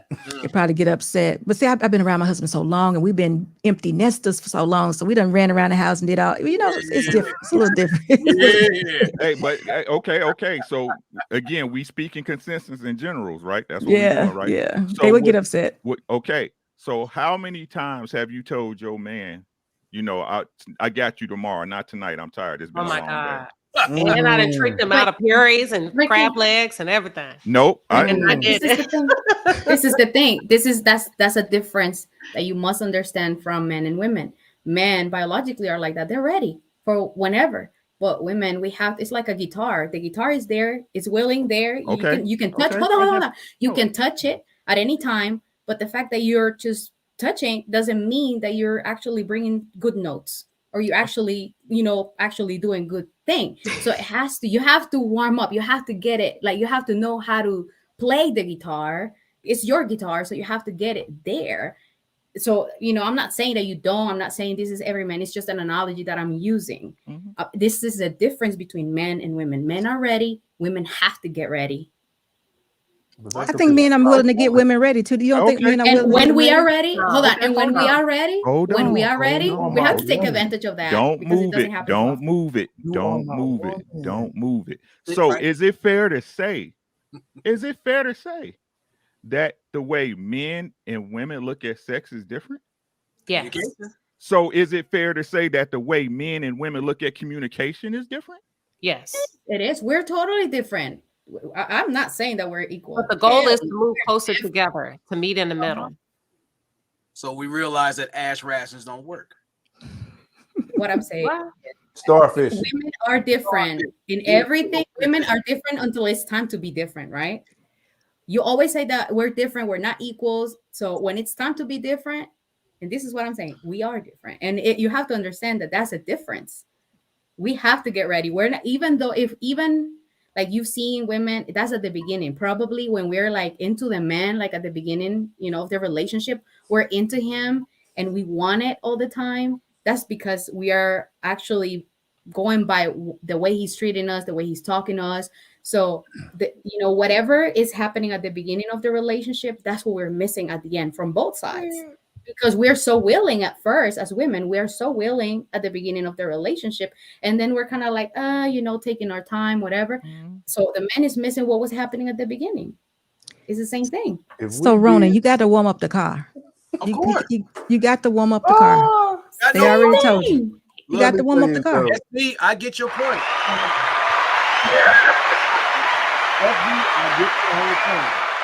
The thing is, we had no problem warming up the car, getting the rotors done, getting spark plugs. We do not care. We like the car maintenance. When it's time to get in that ride, we make sure it's a great ride. What's the maintenance to you, Ronan?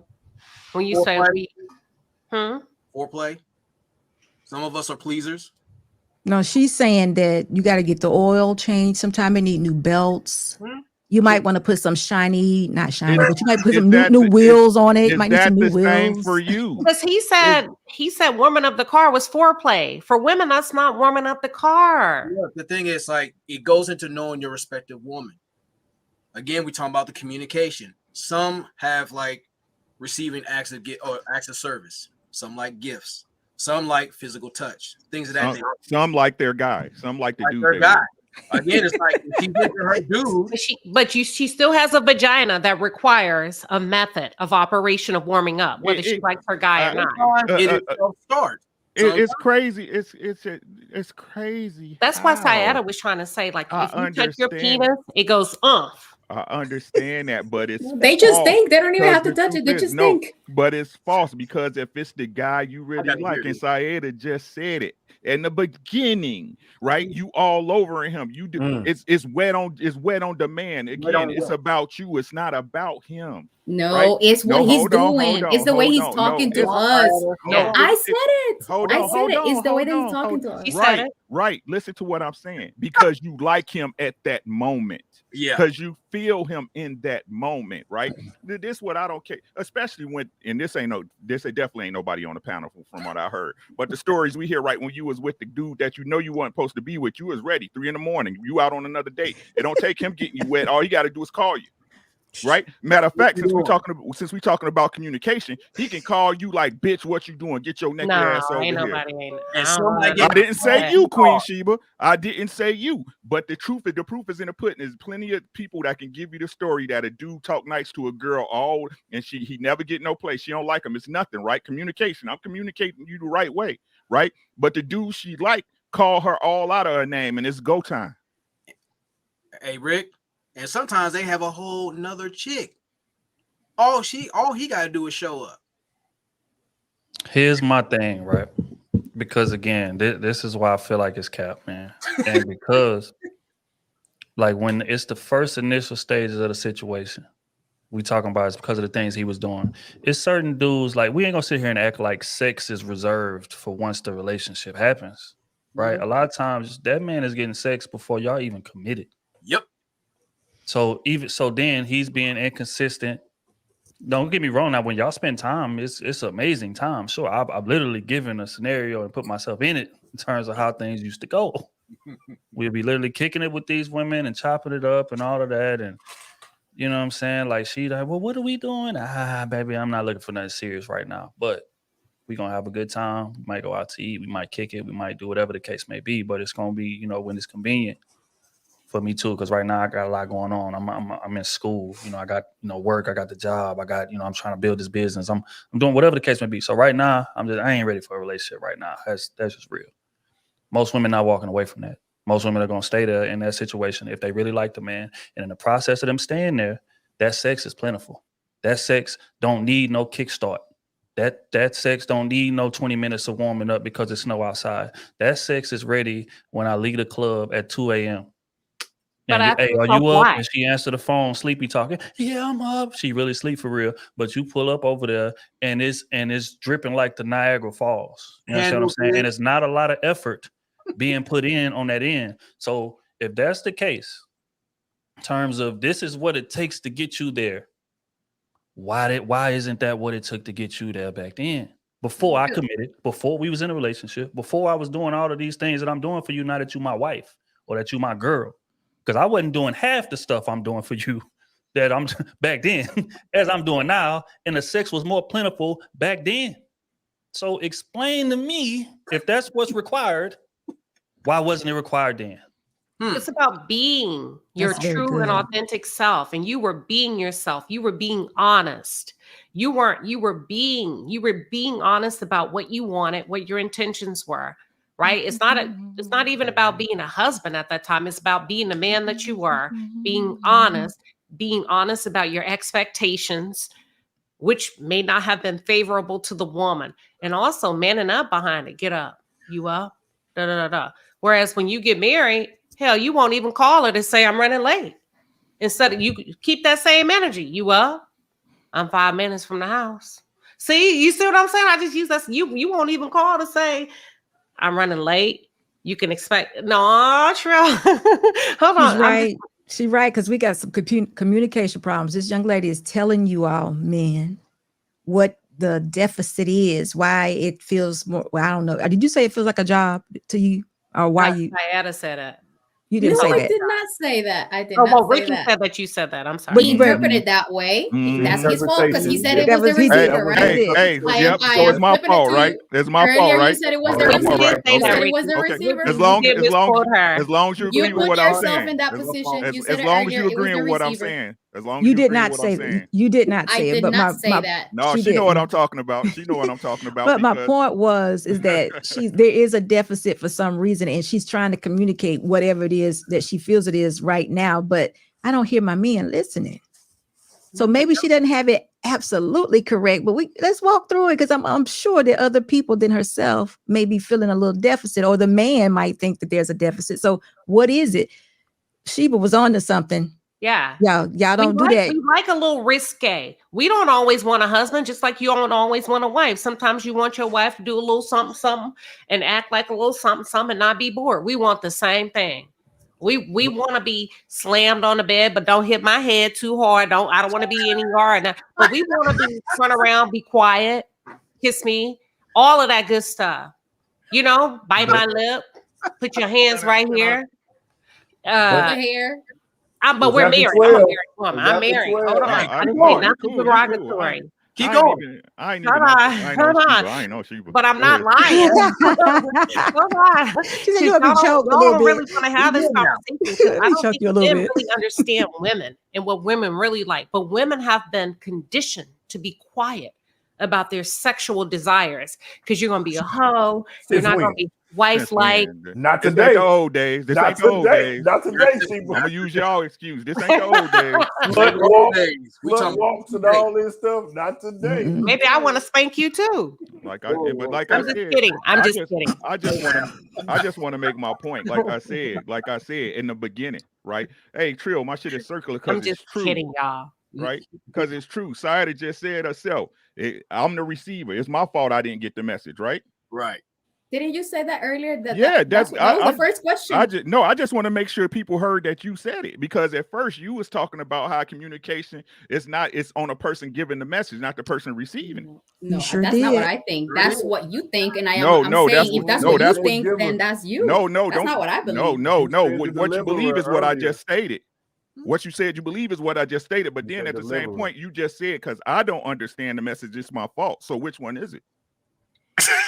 He's right. He took you. Listen, your example that you gave was based on what he was the receiver and he received it that way. But you said that you think the communicator, the person communicating the message, is the one who's more responsible. So what you delivered was, it's like a job.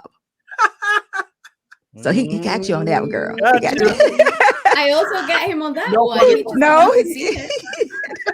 He received your message as it was a job because you didn't communicate it well. If that's not what you wanted to communicate, then you should have explained it as what he's saying, a little different.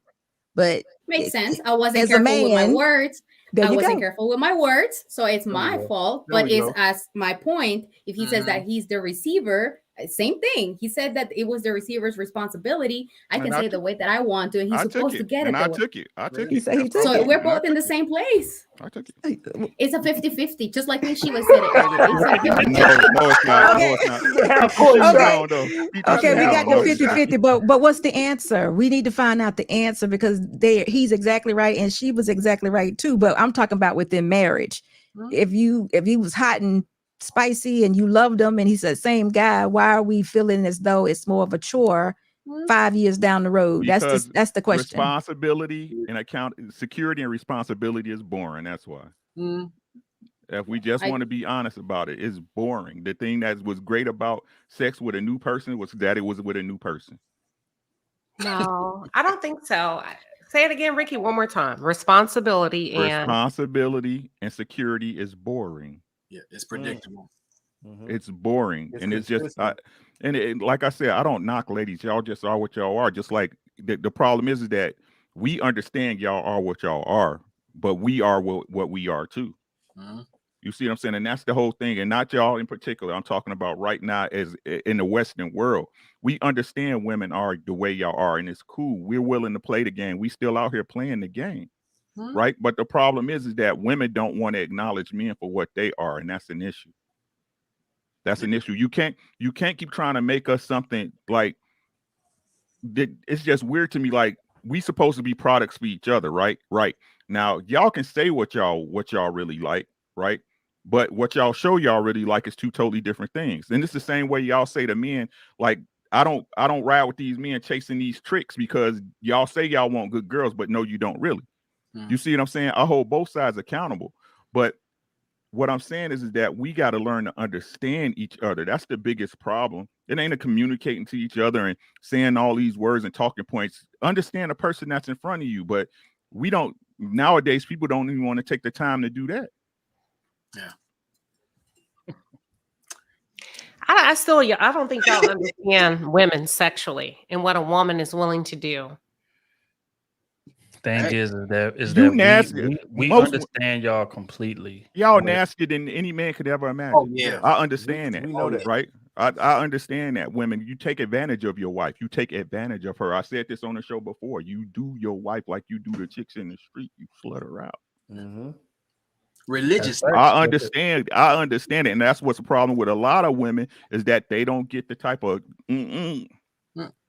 That's what I was going to say earlier. So are you saying that the husband he don't giving the that mean he getting lazy? Is what you saying? No. What a lot of dudes look at their wives as these perfect princesses. I got you. You know what I'm saying? Not in real life, but as far as perception. You know what I mean? Like, but when you do not defile your bed. Your bed between a husband and wife cannot be defiled. Exactly.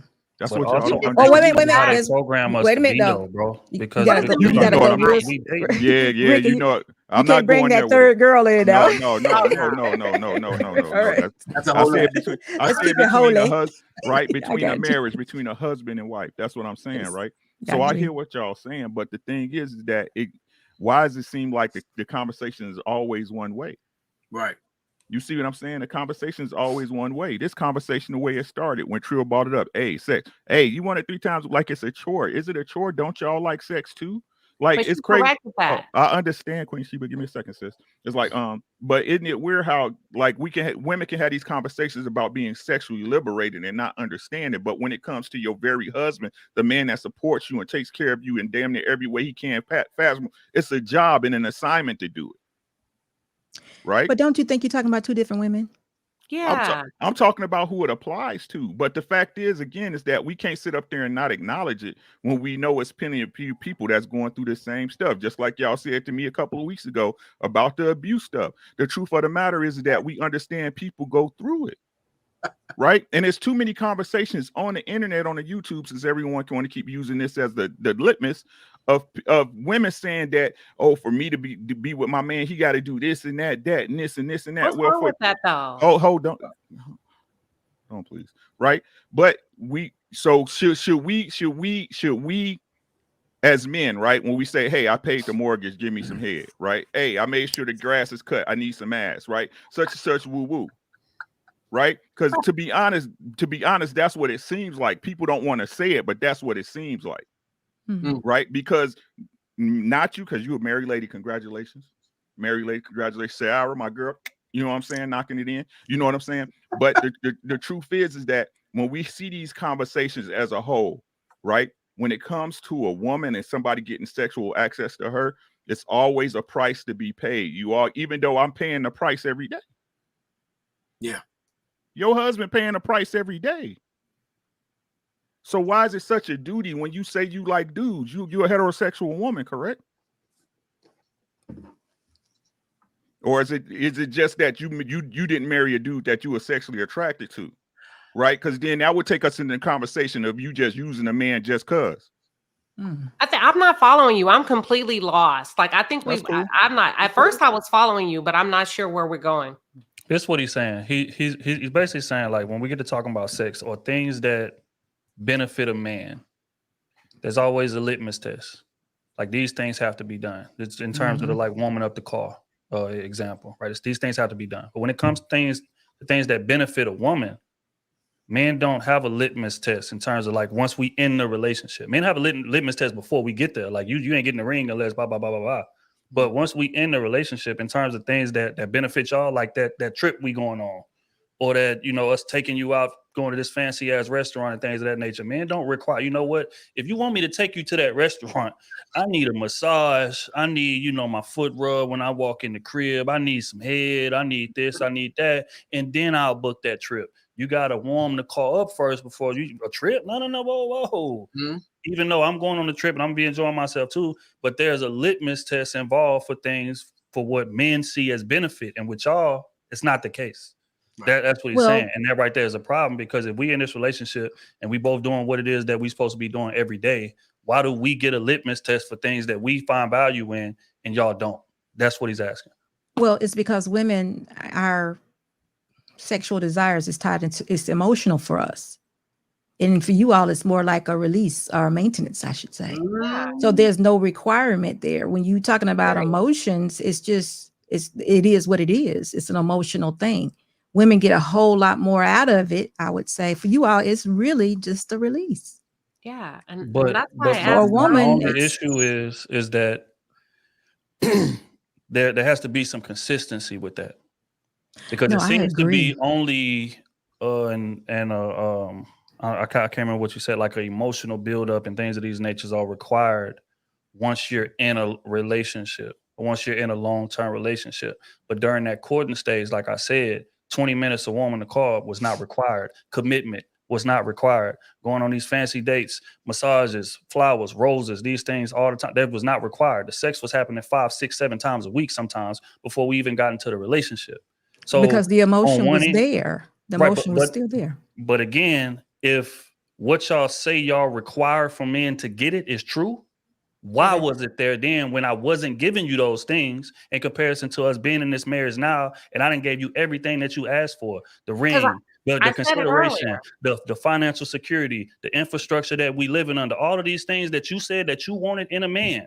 I gave you all of this, and the sex is happening less than when I was giving your ass inconsistency, half-ass showing up, this, that, and the third. I was getting more sex then than I'm getting now. Explain that inconsistency to me, please. And I said, because you were just being the man that you were. You wasn't giving, you were being. And by being, you giving me all of your masculinity, whether you got it or not. You giving me honesty, you giving me vibe, you giving me motion. You are giving me all of that. But somewhere, I'm just saying, like, women are attracted to a vibe. Women are attracted to honesty and all of that stuff that I know you don't agree, and sometimes we don't agree with y'all when y'all are talking. But I'm trying to tell you, I may not have the words, but I'm just saying, you were just being yourself. You weren't trying to prove a point. Now I'm giving you this. Where's the sex? So now it's become so convoluted and like, okay, you said you need this. Now I'm giving you that at first, but you didn't give a damn. I'm going to just be. I'm going to be honest. I'm going to be straightforward. I'm going to communicate. It is what it is. But you were probably still nice, and she wasn't your wife. And I think sometimes when a woman becomes a wife, men view her differently, maybe as property. I don't know about that part, but you're right about the being part is definitely masculine, but it's also when you get married, income distractions. And that's why we need to be more intentional when we do get married about children, our jobs, and things of that nature, because they are huge distractions. Just think about it. If you didn't have a child, you could be more into your husband, and it could be just being, because he's that same guy. He's that same guy that you were dating, but now you're married to him. He is that same guy, and he may still be being when it comes to what he wants as far as sex. But there's so many distractions throughout the day. You worked all day with at this corporate job, making so much money and doing all these different things and it's a requirement now, where you was an adult on your own. It was this, you just viewed it differently. It was a thing you did. But now that you're both in the home together, it's just so many distractions. You just get away from each other. So I think you're partially right about that. But I just think that's a lot to what we've been saying of what's going on in these spaces, that women, we do so many other things besides being within our marriage, or let everything supersede the marriage, that we get way off from what the husband actually desires from us. Well, see, and just real quick, you know what the problem that I have in terms of the whole just being, in terms of, you know, back then you was Don't just say it being like who that. you was and things of that nature. You know what the issue that I got with that is that women don't take accountability for the fact that y'all shape shifted us into this new man that you in Okay. a relationship with, right? Say that- Because of the say it things again. that I said women don't take accountability for the role that they play in shape shifting that man into the man that he is in that marriage, Mhm. right? Because again, if that's the case, then y'all are lying to us when y'all are listing out Yeah. the things that y'all want from a man. Y'all Mhm. said y'all want a domesticated, one woman consideration. I want him just focused on me. I want him Someone's focused on his lying. money. I want him to provide infrastructure. I want him to be focused and zeroed in on what it is that we doing here. But back then, when he was getting the sex plentiful, your ass was not the only priority. That's reality, right? But you said you didn't want that. You said you wanted commitment. You said you wanted consistency, consideration, all of these things. Now you got all my undivided attention. You done shape-shifted me into the man that you said you wanted, and now the sex has died down. But when I was just being, when you was just one of the options on my roster, then I was getting it whenever I wanted. So that means that y'all are lying. Yes, Y'all they They do lie. Yes, they do. liars. Hold on, they They do lie. They liars, do. bro. I Not keep trying all to of them. tell They you. do lie. A lot of women. So okay, let's talk. Y'all want to talk? Let's Mhm. I'm talk. sorry, ladies. Y'all know I normally get up here and We know. rah rah hoo hoo for women. We know So about the I would false never say. advertising. So a lot of women do lie. They Absolutely. lie. Yes. They lie, and they switch up on y'all so bad. They pretend to be what they're not, and they will go the extra mile to get the ring. They don't even know why they want to be married. They don't even know what it means to be a wife, why you want to be a wife. None of that. They don't even know what to do after the wedding when you take the dress off. I mean, but these are conversations I have behind closed doors with women, normally not on these panels, right? So let's just stop there. And that's why you have the problems you have. So let's just stop there. And that's not a beat up on women, because I completely advocate for women. A lot of women don't know. A lot of women have pretty privilege. I'm pretty. That's good enough. Let's To stop what? there. To be married? That's good enough to be married, or what? What do you mean by That's good enough. Period. To be Okay. married, to go out to eat, to get a new car, all of that, to not cheat on me. That's good enough.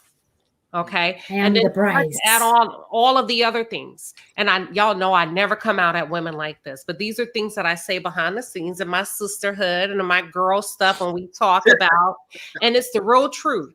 And it's very, very hard to get women to conform mentally, spiritually, physically, and emotionally. Okay.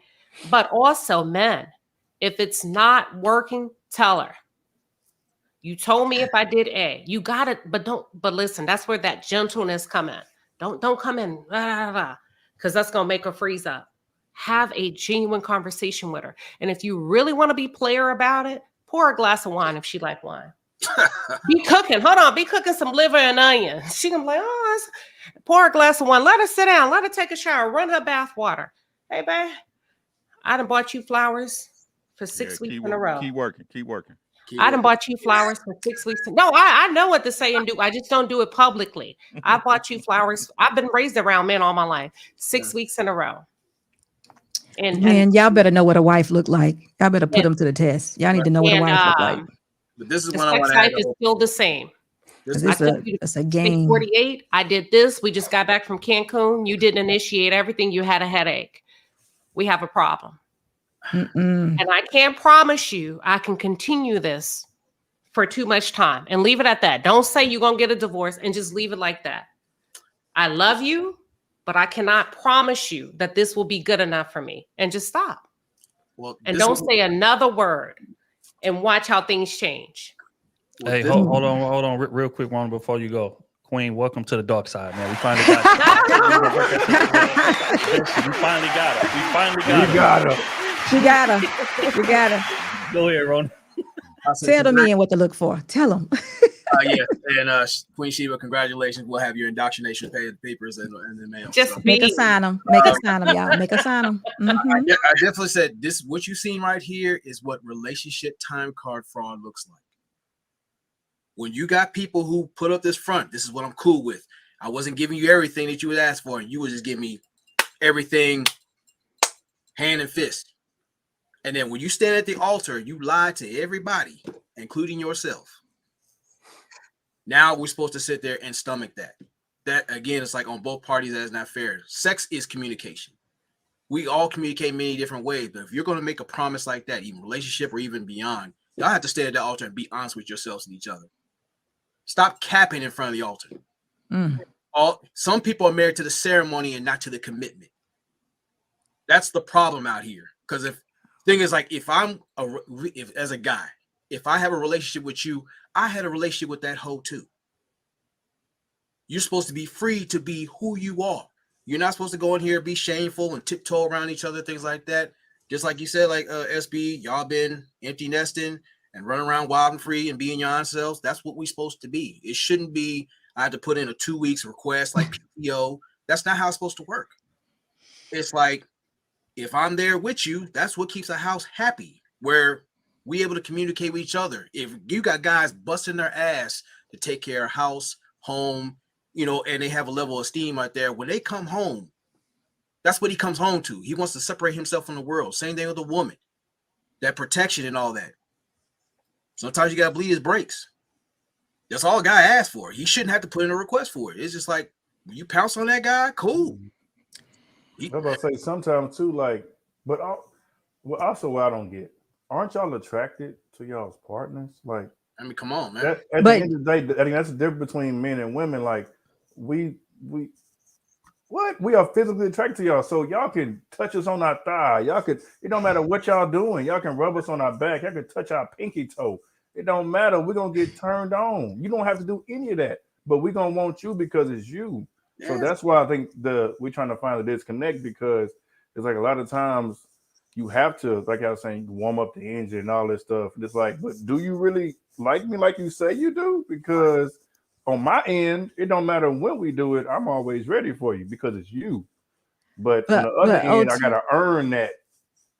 And OT, you were more attractive when we were dating, and all those other women wanted you too. They still do. You just don't know. No, we married now. No, it's a big difference. It's a big difference. It's a big difference. It's a big difference to her. Want you more. The women want you more when you marry. Yes. The outside women, they want you even more, because that shows that you committed, that you have a foundation, you got something solid. A lot of women want to go after that. They be ready to lie to you too. You know what I'm saying? Just like, listen, if that's the case, then there's some sort of breakdown. We need to figure it out. We're doing very good, sounds like to me. But it's good. It's good to know that there is some sort of breakdown, because we hear this a lot. When women are married after a while, they don't want to have sex anymore for whatever reason. I think it's life, like Ricky said. The security and all the distractions is what I think. It's just all the stuff that marriage life brings. It's not so exciting anymore. There's no hiding out. There's no sneaking around. It's just, this is we together, and we just not putting the time in. So you got to limit the distractions. That is what I think. And you got to be real intentional about kids and all that extra stuff. But I mean, I don't know if you're not attracted no more, though, that's a big deal. But that's a big decision you have to make when you get married. Because if you're marrying someone because you're bored, or you're tired of, or you can't afford to be single anymore, that is a problem. So if you guys are coming together, bringing what you have together and building on that, of course you're going to have your challenges. That's you being a prisoner of perspective. Some people hide behind obligations, like, you know, I got too much going on. We work hard to make it happen. That's what sacrifice is required. So you get that 12 minutes in the laundry room or whatever, y'all sit there and make it happen. You still sneak around, but where's the intent behind it? Too many people quit on the job too early, and that's a problem. I think also women, something we don't talk about that's a bit taboo, take care of yourselves physically. A lot of women start becoming more ashamed of their bodies the longer they've been in relationships, because they put on a few pounds. Get back out there. Start working out like you were single. Keep your little sexy undergarments. Start taking care of your hygiene like you used to when you were single. Because when a woman feels good about her body, she wants somebody to see it. And when she doesn't feel good about it, she don't want nobody touching it. She doesn't want anybody seeing it. So put in the same effort for your husband, just like you did when y'all were single and you was shaving those legs and picking out, just in case, underwear, just in case, bra, and all of that perfume and putting it in the right places. Do that just because, just being. And you got guys who I agree with that. I agree. I just think you should go harder. I can't imagine that why you get married and you got the man and you made the biggest decision of your life. Now you're going to drop the ball. No, I don't know about that. That seems so twisted, because You want to go hard. You got your man. He with you. He doing for you. He taking care of you. And then you want to lay down on him. Like, Happens every day. Happens every day. But nobody's always up. But it's just a reminder, right? Nobody's always up. Just like sometimes we just fall into, y'all, real life happens, but pick yourself out of it. Get up. But it goes back to what Get off your knees. Ricky said, it goes back yeah, to you crazy, Ricky. guys and guys can attest to this, respectively. They just sat there and worked about 15, 16 hours, but just coming home and just the whiff of that perfume, or the fact that you look good in a certain silhouette, or you was positioned some kind of way and the light hits your ass. If he still fuck with you, he's gonna lick more of them stretch marks. Oh my Lord. He ain't lying. He don't give a shit. We can shower together. We can make it work. But you got to put some effort in there. If he just as nasty as you are, you just have to give each other room to be that. And it don't have to be a masterpiece every time. You can just paint. It could be real quick. It don't have to be a masterpiece. Yeah. Right. But you need to connect. You do need to connect as husband and wife. You really do. Yeah. I agree, man. Let's There pay we some go, bills, there we man. go, We're there gonna we wrap go. this thing up. Real quick time out with the 20 ball. Hold on, my time effects ain't up. There we go. Say just showing support, man. We appreciate you, big dog. It's love, man. Thank you. We got Grizz Treats again, 2 ball. You see how tough that 5 was to grasp? Yeah. See how- Appreciate you, fam. Hercules, boy. Straight up. AL with the 5 ball. If I'm in the middle of doing something and you start nagging about it, I'll stop what I'm doing and tell you to do it. Don't rush me. It will get done. Yeah, gosh. Jesus Christ. Appreciate you, fam. Grizz, the 5 ball. Feed me. Listen. Give me the box. Respect my privacy. Know when to leave me alone. Respect with all caps. Good women's bonus. What is your man's favorite team and who's the coach? Real quick. Mute it. Mute it. Cowboys and Jimmy Johnson. I'm just being funny. Oh wow. I'm He is being a funny. legend, though. He is the best coach we ever had, but that's long story long. I'll give y'all that. But that goes back to the paying attention to detail about things that don't benefit you thing I'm talking about. A lot of women can't answer that question. They can tell you the team, but they can't tell you the coach. So again, paying attention to detail, man, that right there is what's that's why you say good woman's bonus. That's a fact. That puts you in a whole different category. Man. Appreciate Y'all it. Dave want us Vaughn, to know 5 about ball. Nene Leaks and Portia and all them. We know all of them. We know Right. We know the whole squad. Yes. you know which season too. OT, you should start doing reviews. You will make so much money as a man that did Lord. reviews on reality Oh television. Lord. He'll lose he'll never be able to come back to the block again. Ever again. He start doing reviews. Yeah, let him do it, but charge him to be up here. They get black. Dave Vaughn, the 5 ball example, financially struggling couple. Man has a plan on how to get out of the hole, so he may ask you to do XYZ to make the process easier for both. Yep. That's real. At the end of the day, you got to be on board. You got to trust that man's judgment, man. That's facts. Shay with the 5 ball. Some of us appreciate a little foreplay, sensual transition 3 times a week, a little of a women's incentive, whatever she chooses. And we don't have to initiate everything. You take initiative, he going. Yeah, there we are. Rojo, 2 ball. Romance is a 2-way street. That is a fact. But it seems oftentimes that it's a 1-way. I want my engine revved up too. Yeah. Take me to the Autobahn. The entire relationship was supposed to be a 2-way street. Absolutely. It sounds Right, like we're but struggling with relationships. You know what I'm saying? It's funny Yeah, how whenever we struggling. get to these conversations, they always with one person asking for something, another person getting nothing. That's all I'm saying. Right. All right, go, man. It's a cold game out here, man. Dave Vaughn with the 2 ball. Men love idealistically. Women love conditionally. Damn. We might have to unpack that one day. Yeah, that sounds. That's a topic. That's a topic right there. Yeah. I think we've proven him right as of tonight, just thus far. That's a topic. Yeah. Hey, that's a fact. Appreciate it, Dave Vaughn. Biggin with the 10 ball. Yeah, but Saida, to use your example, if the guitar is approaching me with missing strings of life, don't expect for me to play a complete tune. Big Ed, Boy. Big I can't hit that E sharp I can't hit that E sharp. But if you notice that it's missing some strings, why don't you let it go? Why do you decide to continue? Let it go. Oh, well, he can fix Someone it. heard it. Someone heard that and it's missing, it's broken, and you notice that it's broken. You can play it. Let it go. Fix it. Fix Buy it. enough. Fix it, or if you're willing to fix it. Maybe he it. can't get You another gotta one. fix it. You can buy another Mhm. string, but like if you don't, then buy another guitar. Sire, go and fist pump me through the thingy if you can. I say fix it. I say fix it. I ain't gonna even say that. I ain't gonna even. We gotta stop throwing each other away. We gotta fix it. Yeah. There's nothing perfect. You're not gonna find the perfect Don't person. let that ride. That's facts, man. Kenny T in the building, the man himself. Boy, say Can I calling give an her at example real 12:30 quick? a.m. made her wit. But putting the ring on that finger just does not do it. Yeah. Yeah. Can I Hey. give an example real quick for like some men that I hear a lot that women shouldn't have like a lot of body count. And let's say that this woman has not been with a lot of men, so she has no much experience and probably has been with a man that didn't know her body and she doesn't know what she don't know, right? So that could be missing strings or a broken string. So how do you fix that? Get to know that she doesn't even know her own body. She doesn't even know like what turns her on, or she probably knows that, but she doesn't know how to communicate.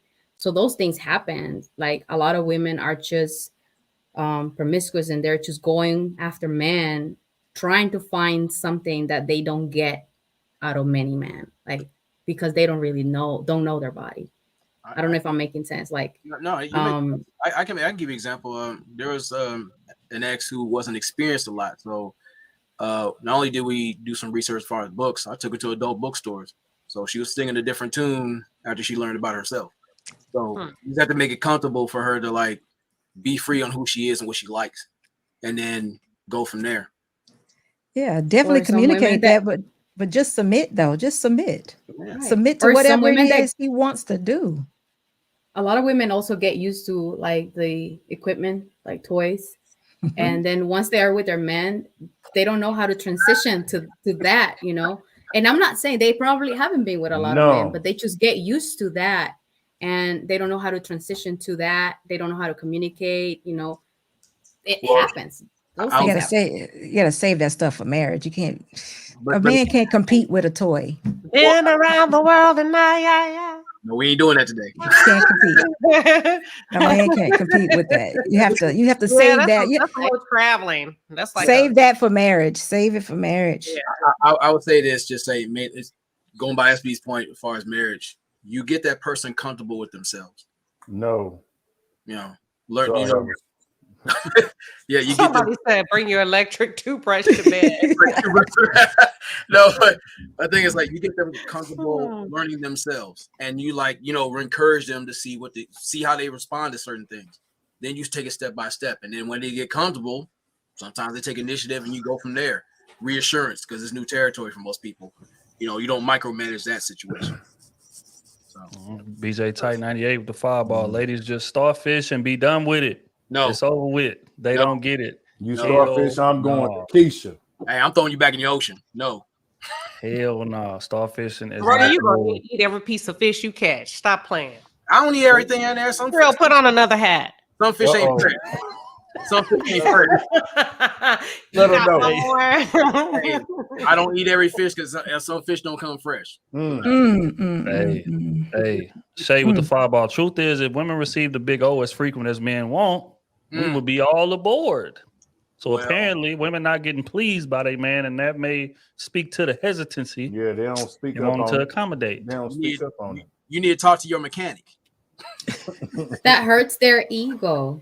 Don't matter. So this is another example of things that happened because I heard it. I talked to a lot of women.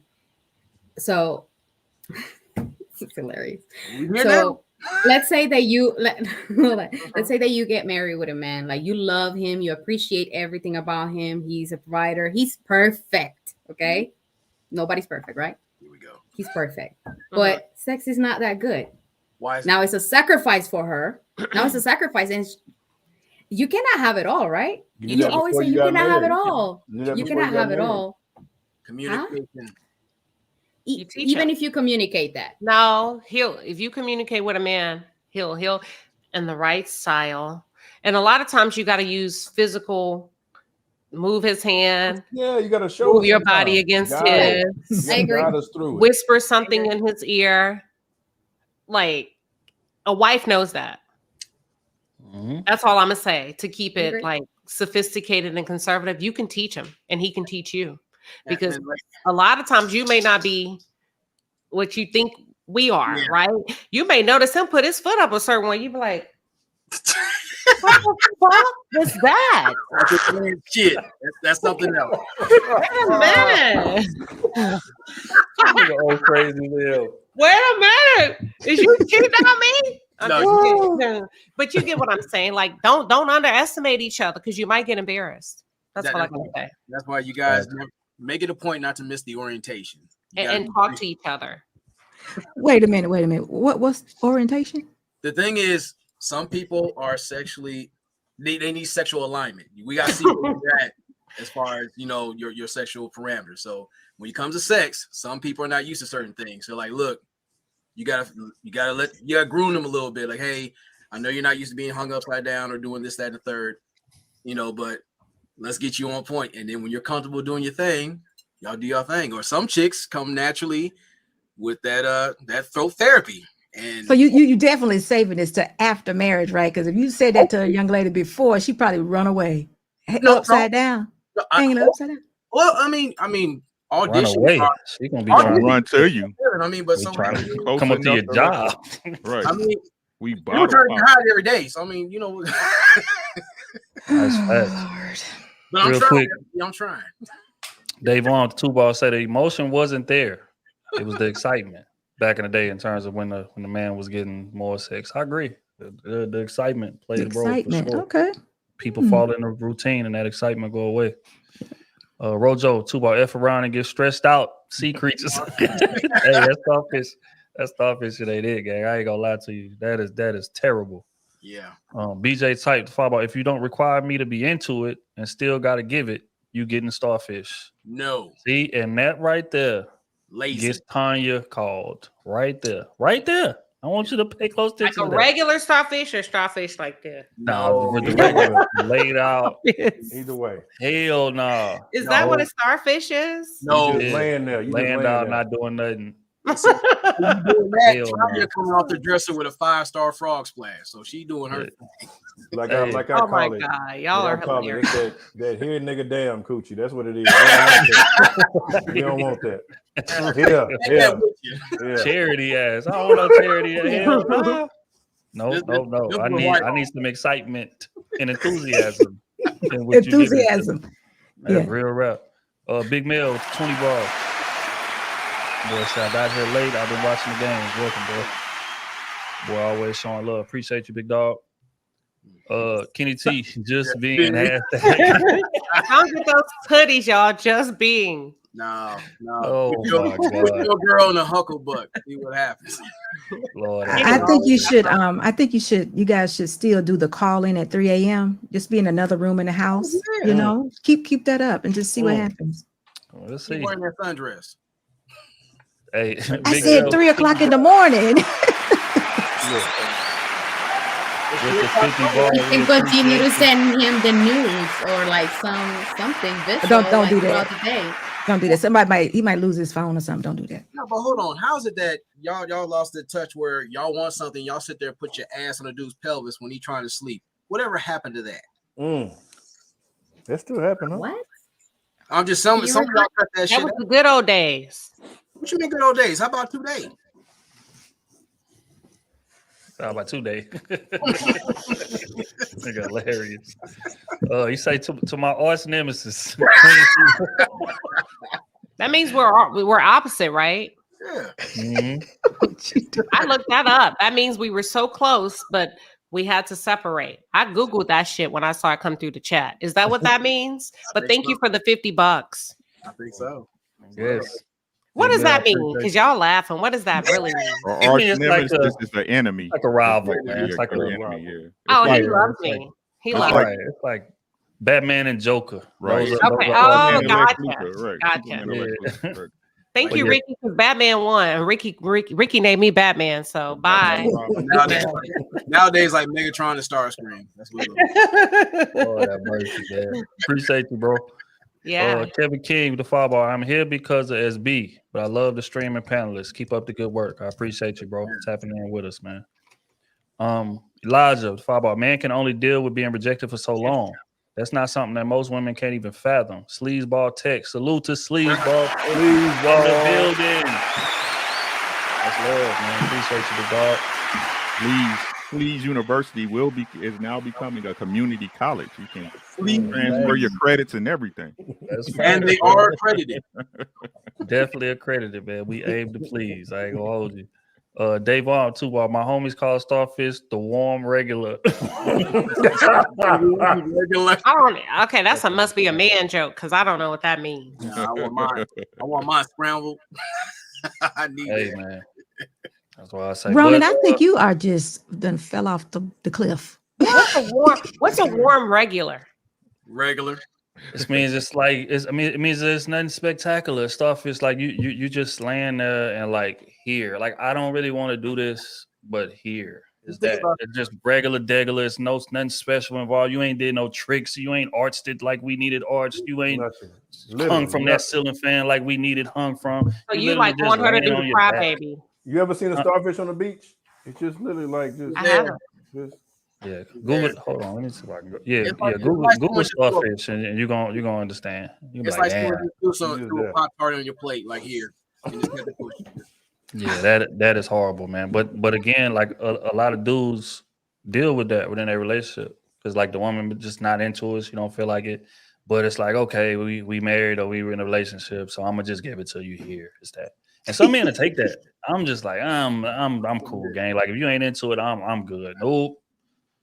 Cause I can't be into it the way I need to be into it. If you just laying there, like what the fuck? What if she's cooking, cleaning, loving you, going to church? Does any of that matter? You need to be cooking in there too. Again, let's wait until we get to a point in which you have some enthusiasm and you inspire. Let's wait till we get this nap in first. And then we get up, and then you got a renewed source of energy, and then we can continue. But I don't want you just laying in the bed, not doing like a damn thing. So isn't that the same of him providing, working, paying for everything? Yes, that's what we said. Yeah, exactly. Okay, makes sense. Exactly. Yeah. So again, man, take care of your man. A man can do all those things, and what we said on this very panel, there's got to be something more. It's got to be the it factor. So leave his stomach full and his balls empty.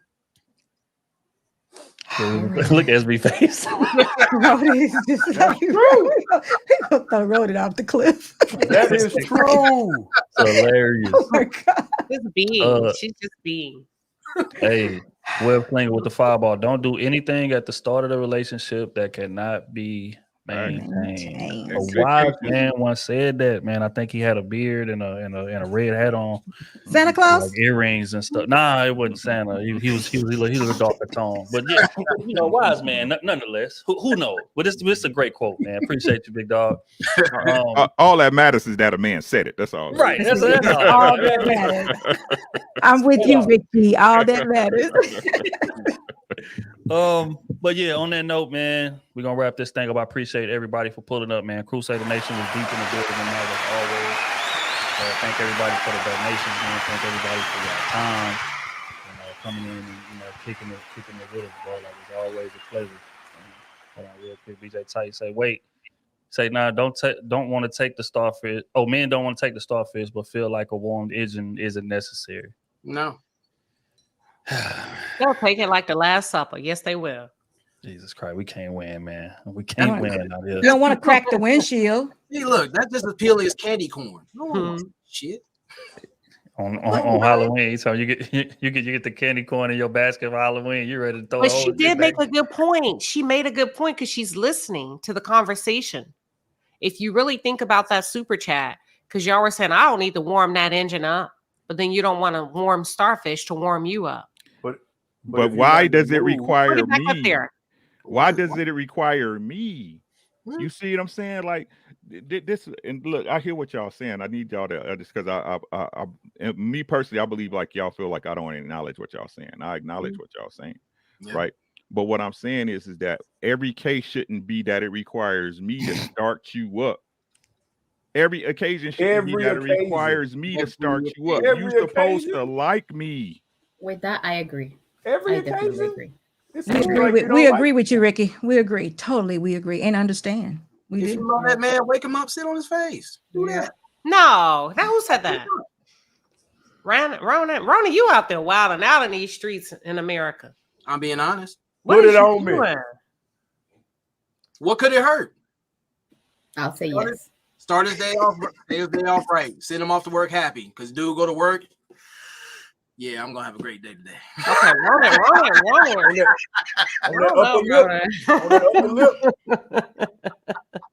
I can't wait to get back home. Woo! I can't wait to get back to the And house. he's doing that sober. That boy's insane. Grizz with 2 ball, women warming it up, pull it out. Eagles pull it out and wait. Hey, go ahead. Hey. Oh yeah, it's getting late. Yeah. Mhm. Hey, look, you come home, you be butt naked with a wine cooler. His night is complete. He good. Lord have mercy. Again, man, I appreciate everybody for pulling up on us, man. Panelists, y'all know it's love always. I felt like it was a super dope conversation tonight. Grizz again, but you go ahead and buy groceries, date, and massage as well. All of these things could, definitely increase your chances for sure. Groceries.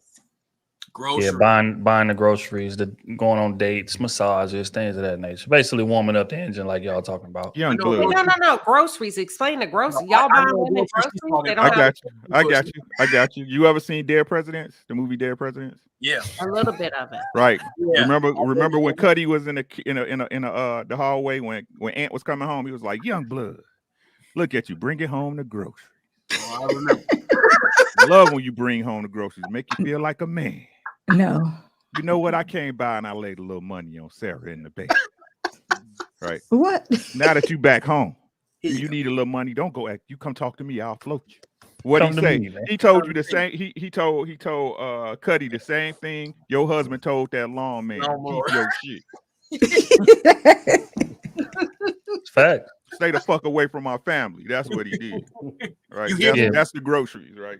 Yeah. Like, that's the groceries. Basically meaning like buying groceries earn you point. And again, we talking about within a relationship. We ain't talking about just for some randoms, bro. I'm talking about buying the groceries, going out, just getting them, taking on dates, massages, things of that nature. Like that's gonna earn you points. You know what I'm saying? The process of what you're trying to do. So Big Mel say much love the queen, man.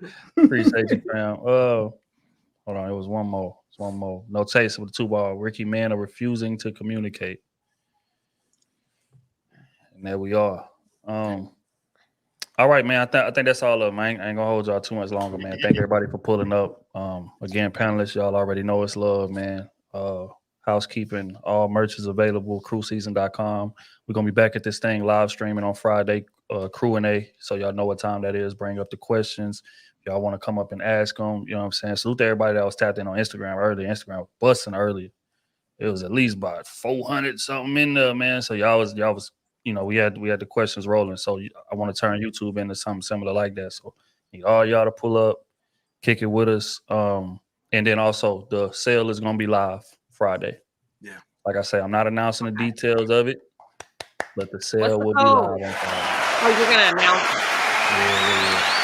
It's gonna be available on Friday. So just come to the website and see what the discount is. Yeah. Go ahead, do you want to say something? I just got one thing to say in it, and y'all may not know this, but I'm upset.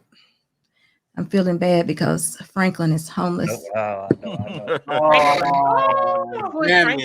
And I just want to reach out to him. He didn't win, y'all. He lost. Who is Franklin? That hurt my snowfall, man. Franklin's grill just hurt me in the end. Yeah. I just wanted to reach out to him. Especially when he say, I'm free. I didn't do it your way. I didn't do it their way, but I did it my way. And I'm free and I'm okay. And then walked off. I was like, Franklin was not okay. He's just done. Oh man, you gave me $20. Franklin a boxer? No, he's the what can we call Franklin? Franklin was the Shot Was he caller. the- He was the- the OG. He was the plug Kingpin, for maybe? I the don't LA know. Kingpin. Yeah. Yeah. Like a promoter? Nah, drug dealer. Drug dealer. Drug dealer. What y'all talking about? Snowfall is like centered around a drug Oh, yeah, dealer. or in LA. a show. Right, Mhm. TV. Okay, got you. Okay. Yeah, man. So prayers up to Franklin, man. Prayers up to Uncle Jerome. Yeah. Mr. Saint. Yeah. Yeah. Mama in jail in prison for life. Yeah. Louis ain't shit though, but yeah. Yeah, they gonna catch our ass Yeah, regardless. Louis on the run. Yeah. It's tough, man. But yeah, prayers to everybody involved, man. If y'all ain't watched Snowfall, man, make sure Catch up. that's a hell of a show. Hell of a show. That right there was the series finale. Like it is over. That's why we heartbroken. Franklin. Yeah. No, not Franklin. Yeah. All right, y'all. But all right, man. Again, I appreciate it. We're gonna be back at this thing Friday. Crew and A. We want to see y'all there. I appreciate everybody for putting up on us, man. And on that note, we are out of here, man. Thank y'all.